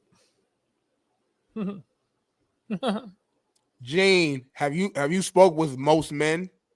I hate words like that. Most men agree with JB. How do you know that, Gene? Did you do like a huge poll of like half the country, half the world, and talk to all the men? Gene, go to sleep. Motherfucker love you, homie. Hey, Gene will die for you tonight. He ain't never met you. He will die for you tonight. You think I can hit Gene and be like, hey, dog, I need to take a motherfucker out? Yes, I believe so. For free. For how much? Free. For free. He fucking loves you, homie. He'll take a Rico. Yes, for you. You got a couple too in here. Shit, no, I don't. You do have a couple. Gene is crazy though. If I gave you $100,000 right now and I said, hey, there's a couple questions we're gonna ask certain people. D Jones is the specific topic right now. Because I'm torn on Gene. I think D Jones is flipping. He a real one. No. He flipping conservative. He flipping right. He going right. He on my side now more than he's yours. A real one though. That's why you think he's flipping, because D Jones, he don't go in like, oh, I'm Team Smitty. I'm Team JB. He goes with what his actual opinion is. You have some people like Gene, 93% he's going to be on your side, probably higher than that. I think he's a gray area. JB. No, I think he's a gray area guy. He's like he doesn't want to stand on business. D Jones don't want to like stand on something and say this is who I am. He goes with the popular vote. See, I don't know if I could call that a real one yet. I don't think he goes with the popular vote though. I really don't think. I just think that that context matters with a lot of topics, and you won't just yes or no. It's not that simple though with a lot of topics. That's not life. One day, you know what, JB? One of these shows, it might be in August or whatever. Me and you are going to plan this behind the scenes. You're going to give me like your real take behind the scenes on the actual topic. I'm going to give you my real take. We're going to flip it though, just for that topic. We're going to come on the show. You're going to say what I actually believe on the take. I'm going to say what you actually believe, but we're going to say it like real seriously, serious tone, and we're going to watch the fucking chat. And I'm going to prove to you that people are just, they're so infatuated with you, Jason, like Gene, that even when you say some shit that I believe in, he's going to agree with you though, because you said it. If I say it, it's like, oh, Smitty said, fuck it, he's young, he's stupid, he's black, all that. But if you say it, it's like, oh, JB said it, so now it's right. We're going to do it one show. It's going to be random. They're not going to win. And I can't wait to prove myself right. That's not keeping it real, though. What you mean? Because it's manufactured. We're doing it for a segment. We're not doing it for an entire show. It's like a test. I'm trying to but it's like a manufactured deal, though. Because people are going to know they're going to disagree or agree. We'll let them know at the end. We're just doing it for a test. I'm trying to prove something to you. Yes, it's fake. Joe Accord. That's what the fuck I'm saying. We're doing it for a test. This chat is insane. Thank you, Paris. We got somebody with a brain in here. It's a social experiment, and she loves them. Hey, tomorrow, Smitty, to pre the Pacers OKC series, we have a in-game analyst from each franchise joining us. So We'll have an Indiana Pacers game caller, and then we'll have an OKC inside the in game. Who's the Pacer caller? I believe it is. Is it Eddie Bailey? Eddie Gill? Yeah, Eddie Gill. Eddie Gill is the Indiana Pacers guy. Eddie Gill, and then I think Andrew. I don't know. I don't want to mess his name up. Andrew Schlett, I want to say, is the OKC guy, and then AJ Dew is on Duhe. We got a loaded show tomorrow. A lot of insight. AJ, we ain't even gonna talk tomorrow. It's gonna be all interviews. You don't know. I don't know if you know about AJ, but AJ's done a lot of things for the Dolphins, NFL. He's done a lot of stuff for the NFL, so we'll have a lot of that. But appreciate that. We'll have a lot of loaded lineup. I was trying to find an Otani at first base with Goldschmidt, talking to him, but can't find it. Damn. Sucks us up. I don't know where it is. Yeah. That's cold-blooded, man. What can you do? Yeah. Hey, Smitty. You know what's ironic? I love when we just stop talking for like. Hey, I saw a very ironic take for all my New York fans. Mm-hmm. And it's very interesting. We'll get back to the script here in a minute, but it's I'm very curious as to the largest media market in sports, New York. Do you know the last time they've won a championship in any major sport is? Just take a shot. First of all, let me ask you, what's the latest team to win a title from New York? Let me ask you that question first. Without even it's just a fun game. I want to do a question. What's the last team to win a title out of New York? This is like super duper easy. Are you trying to be funny or no? I want to ask you a question because it's going to lead to something else. Yeah, it's the New York Liberty. They won last year, WNBA team. Sabrina Ionescu, baller. She was a pupil of Kobe Bryant. They were real close to the family to this day, and they went out there and won. Breanna Stewart, like I talk about it all the time.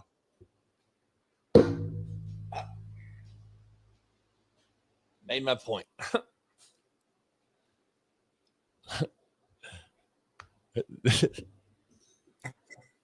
So confused.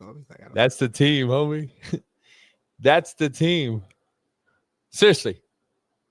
That's the team. Why are we laughing right now, homie? That's the New York's latest championship, homie. What's wrong with that, homie? What's wrong with that? It's a professional team. I don't understand. The largest fucking media market in the world is known for the WNBA's title last year. Do you know can we talk real sports now? So basketball is a real sport. The New York Giants are the last major pro sports. They won it in 13 years ago now. The Yankees haven't won since 2009, Smitty. Do you know how long it's been for the New York Rangers? It's been like 19. No, it's been I graduated from high school in 94. That's the last year they won it. 31 years ago. I was born in 94. 31 years ago is when I fucking graduated. Damn.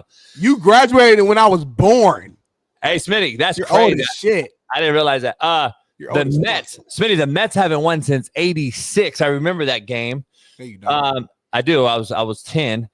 Damn, you old for real. Smitty, the Islanders haven't won it since 83, 42 years ago. And you know when the last time the Knicks won it? When, homie? 52 years ago, homie. 73. Do you know remember that game? You was 5? I wasn't born. I was -3. Homie, the Jets haven't won since 69.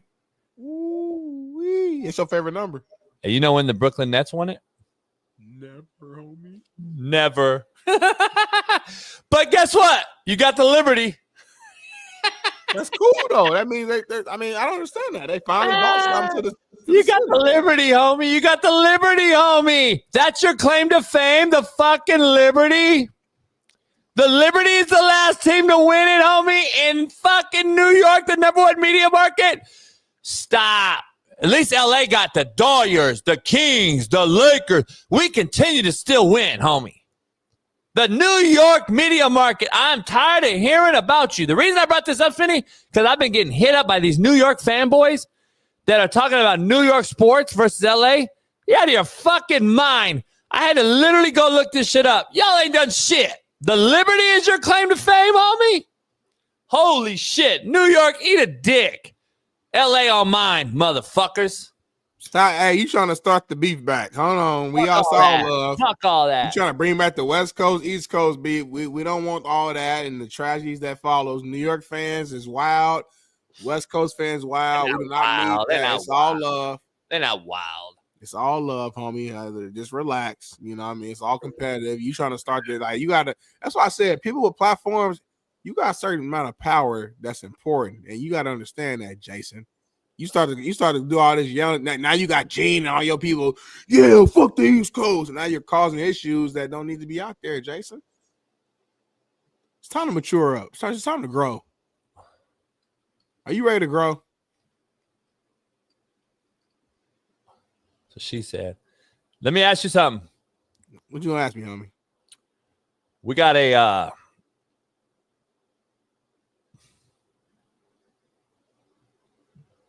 what's going on? Big Smitty, I joined show. What's going on, Tony? How you doing? We lose one game last night. One run. What happened? Why'd y'all lose? I gave wrong bet. What did you bet on?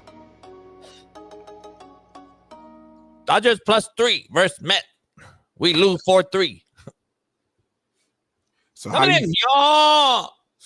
you feel putting in the wrong bet? What's up, Otani? How you been, homie? I've been cool, man. Just chilling.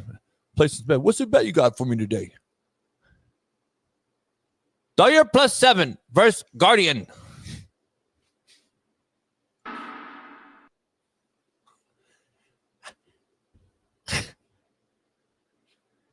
Homie, hold up. How do you talk to all these white players if you don't know any English? I keep seeing over and over and over him talking to fucking white players, but he don't know English when he gets on the fucking podium.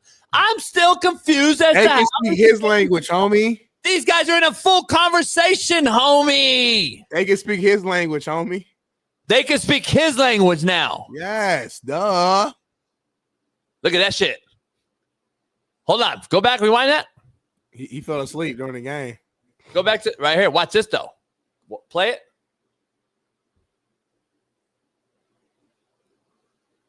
We cover? Motherfucker. Did we cover? That motherfucker woke. That motherfucker woke up. That motherfucker woke up. Did we cover? Homie. Who's my co-host, homie? That motherfucker, did we cover, homie? He was all here. Did we cover? Homie. How motherfucker, did we cover, homie? Did you see it? That's what he said, homie. Keep it. He literally said, homie, did we cover? Homie, look. Cover, homie.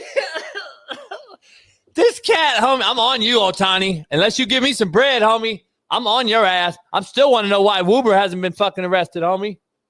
He brought a championship to your favorite team, and you trying to go against them. Regardless of what he's doing. We just won a couple years ago without him, homie. We win here, homie. Dodgers are Dodgers. But y'all different now. We different now. Still though, we win way here. Different now. Yeah, we win y'all here. Y'all won in the pandemic year, homie. They don't count. We win here though. We win pandemic year though. We win here, homie. The pandemic year.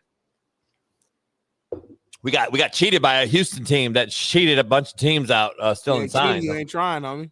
Play the Otani don't play that shit real quick. Hit that thing. That's what the Houston Astros did against us, homie. Boom.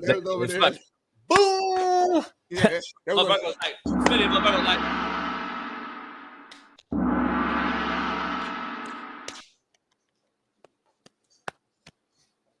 they over there calling signals like it was college football on the sideline.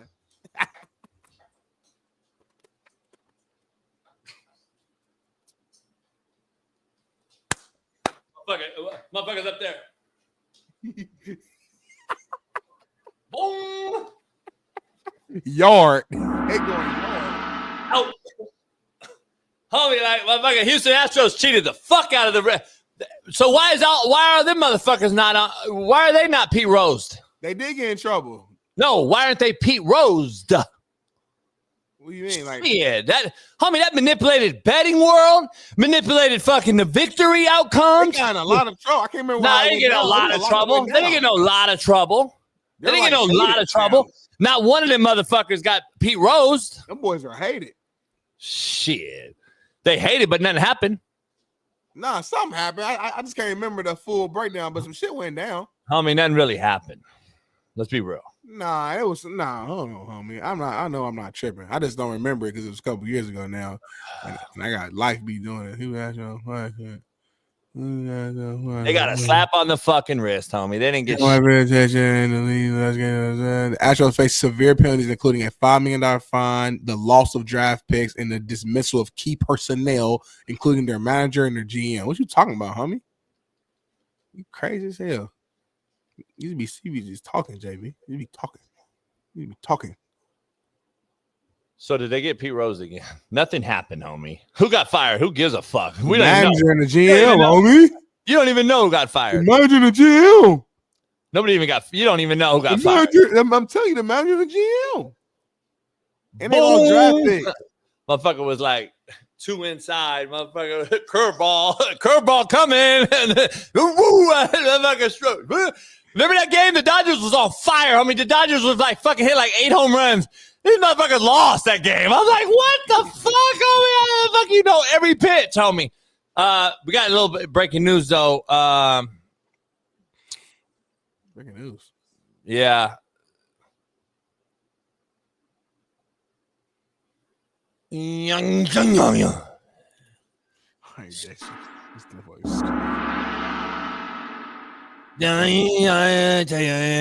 This is so racist. Oh, Tony, why do you want to pitch again?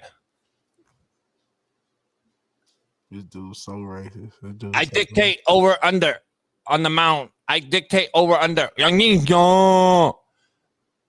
know what all pitch. I know no hit me. I win all bet on the mound. Over under 8.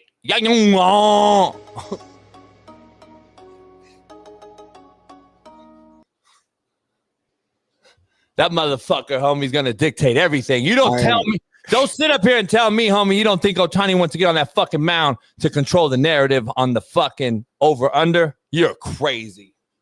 He just wants to be great, Jason. No bullshit. He's getting on the mound now, homie. Now he can hit a home run and strike you out. Yeah, he wants to do that. Yeah, so he's gonna tell everybody what the over-under is, homie.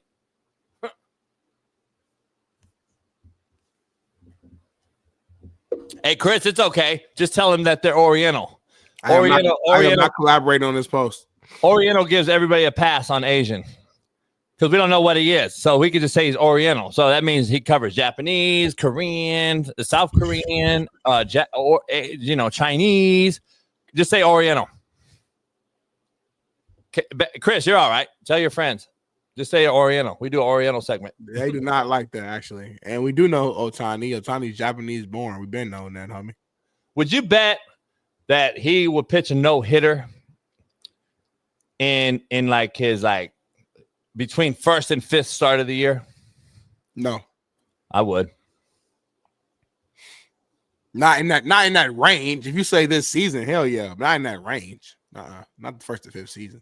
Yeah, I mean, between his first and fifth start. Mm-mm. Yeah. No. I would not bet it. Oh, Chris, you got some Bakmis. Filipinas, Thailand, all those are like islanders. They're like the Bakmi. I love Filipinos. I'm gonna go get me some pancit, some what is that? Dobu. A lot of my wife's homies are Filipino. Anyway, Saquon Barkley appears to Filipinos levitate in the air during a Madden cover shoot. Smitty, insight, Smitty, Filipinos kind of like we're the first people here in LA. Really? Go do some research on me. Yeah. I'm gonna do a deep dive tonight now on all things Filipino. All right, show this gay fucking jump over the thing, homie. JB didn't want to talk about it. He mad we talking about it. Nah, they're just doing this just for the Madden cover. Madden cover came out. Saquon Barkley's on the cover. It's actually a dope cover. So they're just showing you kind of the making. And this is how they're able to, not only get the cover, but also, probably get this jump. He did it in real life, though. Game. Yeah. He did it. He did it in real life. Why did they use them? Why did they put the strings on it? Probably just to get that most accurate, picture. The way, you got to talk to the design team. It's reason behind all of that stuff. Probably because they want to overexert himself either and hurt him's ass. That too. You can't take that risk.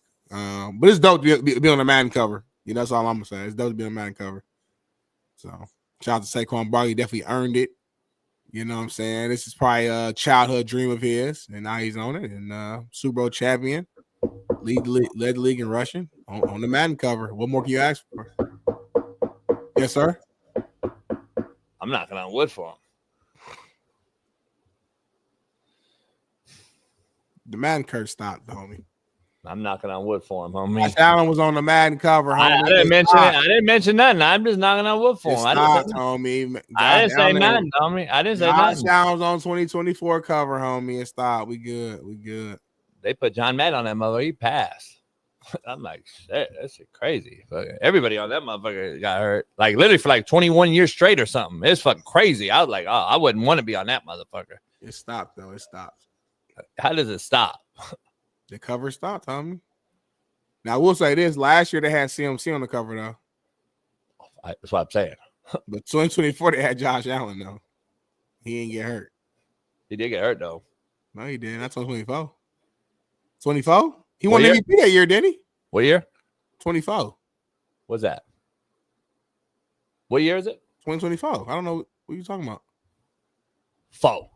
Name that movie right now. If you're a real one. The Wash. 1, 2, 3, 4. Oh. Not the original Wash, the second Wash with Dre. Yeah, but the original Wash you don't even know about.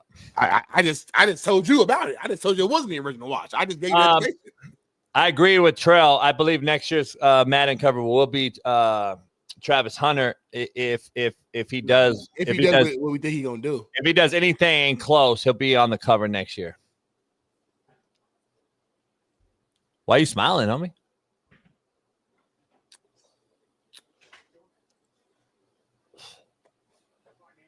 Good morning. Yeah, I'm live. Excited to see my for Ball State, we must win this game.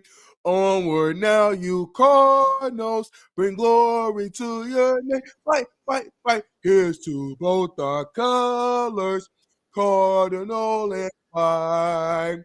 Pray for a victory. So fight, fight, fight. Ball State. I saw something before the commercial break. I wanted to bring your attention because I'm a real one, and I wanted to make sure you knew. I get fined every time, homie. I wanted to make sure you knew that black on black crime exists. Oh my damn, bro! Stop it, bro! Stop it. We be doing good. No, I'm you got Tourette's or something. You got fucking ADHD for real. Like I'm good. And hold on, shit. You gotta hear me out, homie. You're gonna thank me later. I don't want to see this shit. Before the commercial break, homie, one of you who you think is the defender of Smitty, Stilly the boss, was talking about what your wife looks like, and I want to see her because she better be a bad one because Smitty talks so boo boo boo boo boo. And I'm like, why would you mention this man's wife like that? So you thought you had a supporter when really he's a fucking another hater.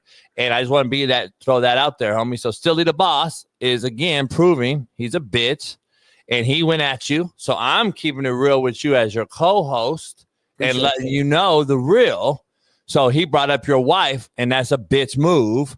So I want you to know, you thought you had a pro homie in the chat. No, it's not, homie. Not.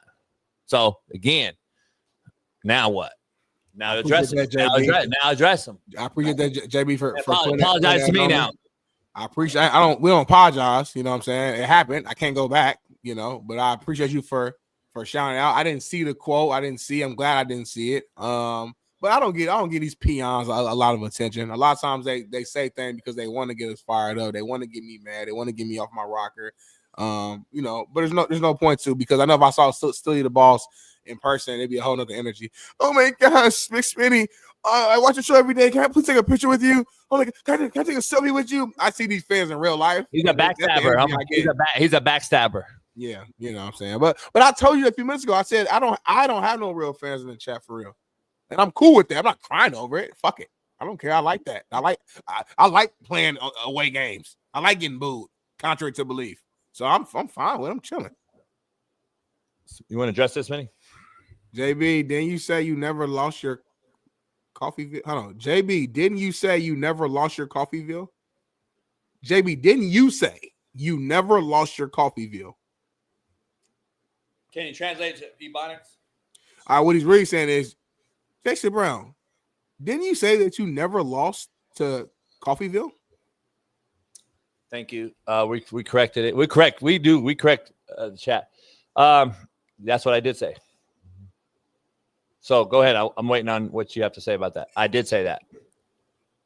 JB, address this right here. Joe, back on you neck? I guess so. I thought you guys squashed it. But Joe was just in my DM and in the fucking Discord begging me to squash the beef a couple months ago. Yeah, I saw it, motherfucker, and I ain't say nothing back to you. So make a choice. Either you rock with me or you don't. This showed me that you're just a clickbait artist doing stuff for attention. You want to address this? Slay the ball. He's a backstabber. I just want to see his wife look like. Cry about it, homie. I ain't say shit disrespectful. Why you look what my wife look like, homie? Where your wife at? Where your girl at? Bitch made motherfucker. You live in LA? All right, then, homie. Let me stop.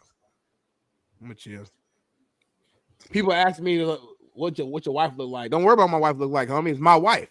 It's me. That's all me, homie. No matter what you look like. That's all me. 1,000%, 2,000%. Fuck. Just found another one that don't like you. Black on black crime, homie. Thought Rio was your boy. Rio don't like you either, though. So what you're saying is you don't really have a lot of support. I think I've been told you this. I never had support in this chat. It's better now than it was when I first started. When I first started, it was more racist, like 70-year-old far rights. Now it's like just haters. It's just like haters. But like hood, it's like hood shit. When I see them in public, they all on my nutsack and want to take selfies at New Orleans in front of the, you know. Yeah, we'll go back to, is Keith researching something? Because he was so like animate that I said something that's not true. I haven't seen him respond to the question. I said, yes, I said I never lost Coffeeville. I haven't heard from him again. What's going on? Because he asked that question like I was lying, right? I think he was just trying to get some clarity. He wasn't asking to attack you. He was trying to get clarity that. Nah. He said, didn't you say, as if I see you lost to him? No. I know what happened. Because Keith is my cousin. Keith, I do fuck with Keith. Keith fucks with me and G Wizzy. Those are my two real ones. Keith was talking to his friend on the side. And here we go. I was waiting for this, Smitty. I was waiting for this. He doesn't know. He doesn't do enough research, Smitty. I was waiting for this. He acts like so what about, okay, so 16, I beat the fuck out of him. I think 56-21 or something. 17, we beat Coffeeville on Netflix to win it all. Where was JB in 18? I was at the bar on Netflix in Oklahoma because guess what? I didn't coach the team, you fucking big titty idiot. Holy fuck, homie. Some of you need to do better research. That's my cousin, though. God damn, homie. It's still your team, though. Don't make no fucking sense. Anyway, Smitty. I just get embarrassed, homie, by stupid, dumb fucking idiots that don't even, first of all, he can't spell or can put together a sentence. Number one. Number two, then he's wrong with trying to act like he knows what he's talking about. Like what? See, we're different because we actually address the chat. We talk to you. We give you nobodies a platform. Yeah. That's the difference between this show. And I'm going to do this forever. When we're a humongous show, I'm still going to address you. And I'm going to respect the OGs that have been here from ground up. I do that. And I'm going to pay all the homage to even though they're haters and talk shit. We're going to talk to Joe Cord because he's still a member and talk shit. And he talks shit to Smitty. And Smitty and him got an ongoing beef going on over a tornado that hit Indianapolis. He's still pussy, though. And Smitty thinks he's pussy. And we're going to address him, though, because he's been here since day one. Joey B used to be a member, then he's not. Shaun Waffle's been here, disagrees with Smitty. And Shaun Waffle loves you, but he's good for the show. That's fine. And then we got D Jones, who's been here a long time now. We got all these other great Brian Case, Josh Faley, Josh Faley's a real one too. I fuck with Josh Faley. All these dudes have been here for Lucy, of course, and then Chris and Jada came later, and all the others have come on, and now we got the T Mixums and the Rios of the show. Mike Bunny drops C-notes all the time, but y'all been beefing last week. Mike Bunny like fronts the show. Yeah. So we got Ron been had the sniper on you for quite some time, and he ain't hit me yet. So it's actually I'm starting to lose respect out of Ron. I thought you would have hit me by now. He's got close. Nah, he's just choosing not to. What I'm saying? So? He respects you. Then why does the sniper even know me if he respect me? Because he's just showing you what he can do. I'm gonna show him what I could do. Hey, Toyo, right? My boy Toyo said, "Not mentioning Eddie is crazy." we got. Oh yeah, no, I'm not done though. We got guys in the chat also that Grandmaster Wu. He don't like you at all. Yeah, he despises me. Yeah, he despises you. And then obviously we got guys like Eddie who's been dropping 99-cent burgers since 1920. Eddie a real one. Eddie didn't show up to the house though when I invited him though. JC said this is boring what we're doing right now. Is he a member? No.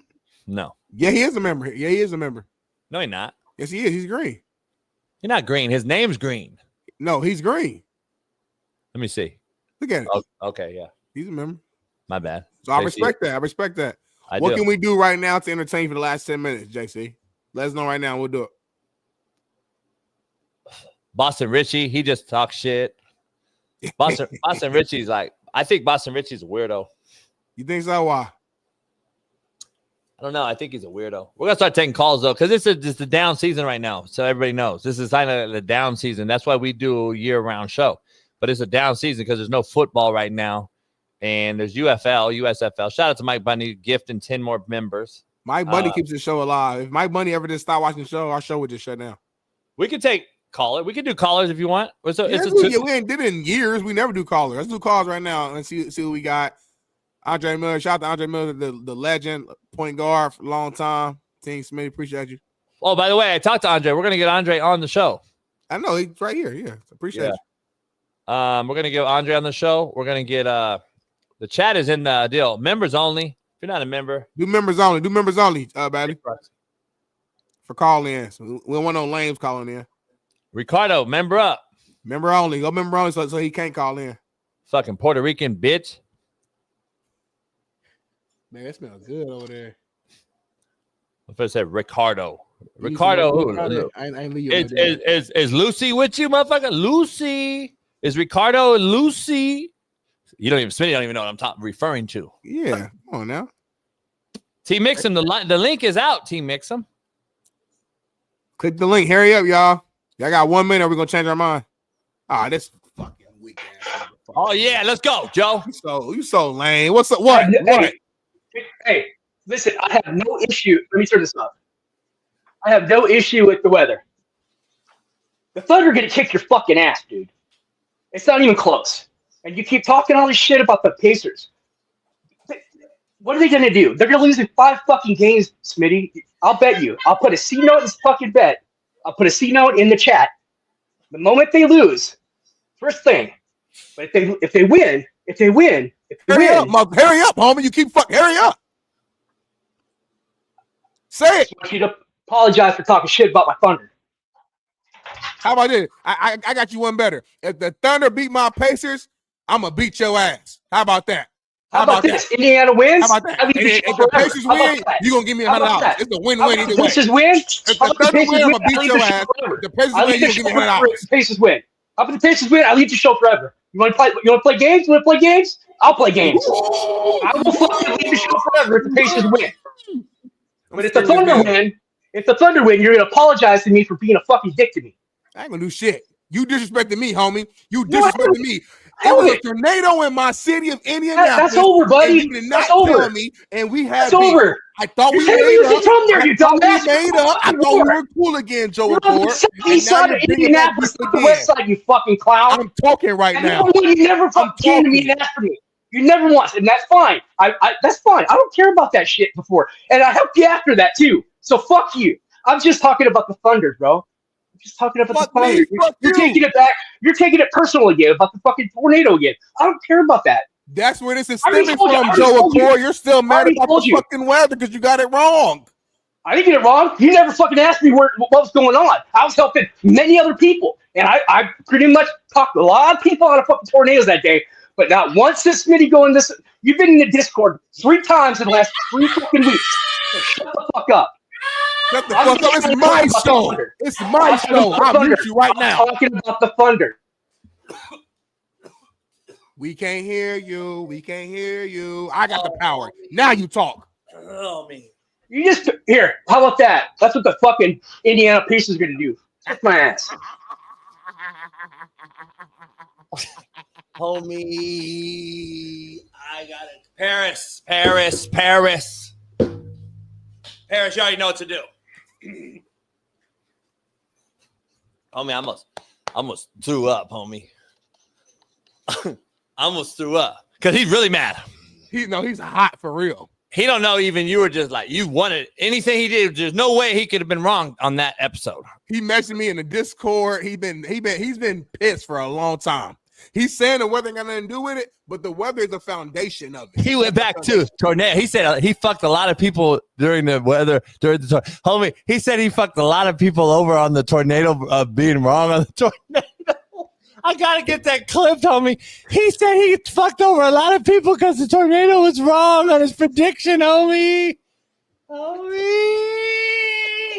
He really like mad for real though. Like, homie, he's really hot. He's mad as a motherfucking He's mad at me. I didn't know he was. Hold on.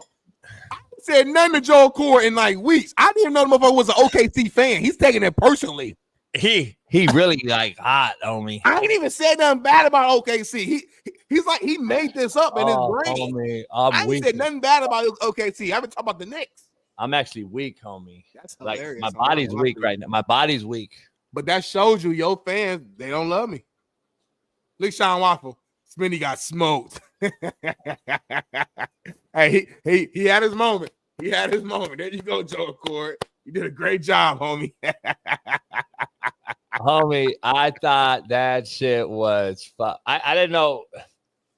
I'm weak right now because I got a cigar too. I haven't eaten nothing, so I got a cigar and coffee, so it kind of makes me like weak. I get a little low blood sugar here. I gotta have a Snickers or something. Yeah, you got to pass out. Then when you laugh on top of it, homie, it weakens you out even more. Yeah. You about to faint, homie? Oh, homie, that shit is comical, homie. I think the show was over, man. I think that's pretty much the best. No one else called in anyway. Everybody else was scared to call in. So the Discord's gonna be going crazy. Did you guys see Joe?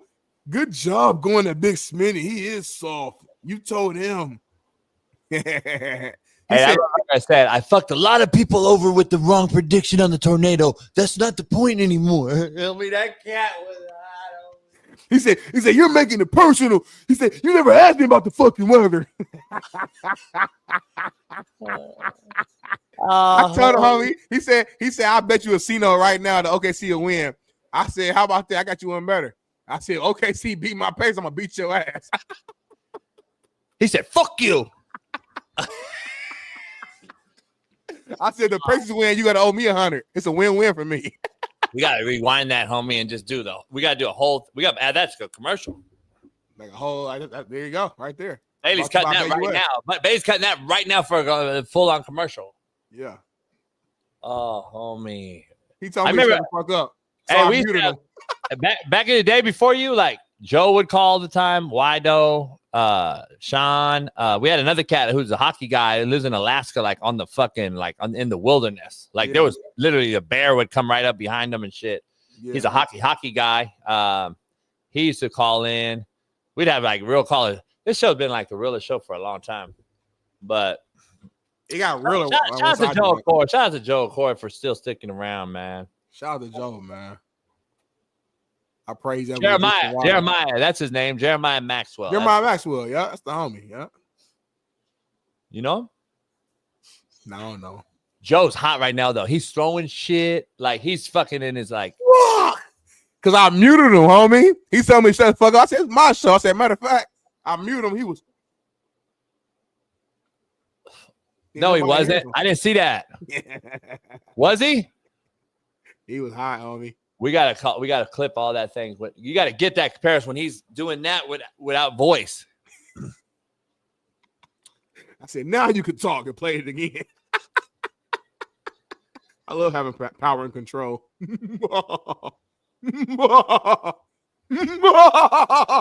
who? Power and control sounds crazy. Get some rest, baby. I love you. Get what? Get some rest. You hungry still? You good? Need some water? All right. Lay down. I'm gonna finish this show with the white boy, get this money, and I'm gonna go. I got a few meetings I gotta do. I'm gonna hit the gym, shower, and then I'm gonna get you some water, and I'm gonna hit the Fox and handle that. I love you. All right. No, something wrong with it. That's why I wasn't really tripping. Yeah, something actually literally wrong with it. That's why I don't want to be mean to somebody who's something like actually like slow and stuff like that. So, all right, man. It's been a hell of a show. We appreciate y'all. Brian, don't worry, we're finishing with the black boy. Don't trip. We're good. We're finishing with the black boy because I said I'm a white boy. Yeah, it ain't the same, homie. Double standard. He can't say that, homie. It's double standard. The history. It's not your fault. It's not your fault specifically. It's your right. You can't say boy. You know that. We helped y'all. If a white coach called me boy, it would have been an issue. We helped y'all. We actually got a lot of. We got a lot of. My ancestors. Stop, homie. Stop. My ancestors get a lot of heat, homie. We actually helped y'all. We helped y'all, help me. I ain't do shit for us, homie. We helped y'all, homie. The Democrats, baby. Come on, baby. Baby, come on. You got me on my side now, baby. Hey, you know who fucked y'all? Democrats. Far left, homie. Far left. Hey, y'all, it's been a good show, man. Appreciate all y'all, man. We're going to go ahead and hop off. D. Jones getting pissed already. I feel you, D. Jones. That's why I tried to cut it. Chris getting mad. Everybody trying to. So, all right, y'all. No. D. Jones conservative now. He means cut the clip. Nah, he mean cut the show. Like, get this shit over. Nah, D. Jones wanted to cut the clip. Y'all have a good show, man. It's 9 o'clock. I don't get paid for overtime. So, I'll see y'all tomorrow. I'm going to be gone for sure Friday. Thursday, I'll probably be there short. We'll talk about it and then go from there. So, appreciate y'all, man. Load the show tomorrow. We got guests all show. And that's about it, man. Appreciate y'all. Work Bill Wednesday. See you tomorrow. Peace. This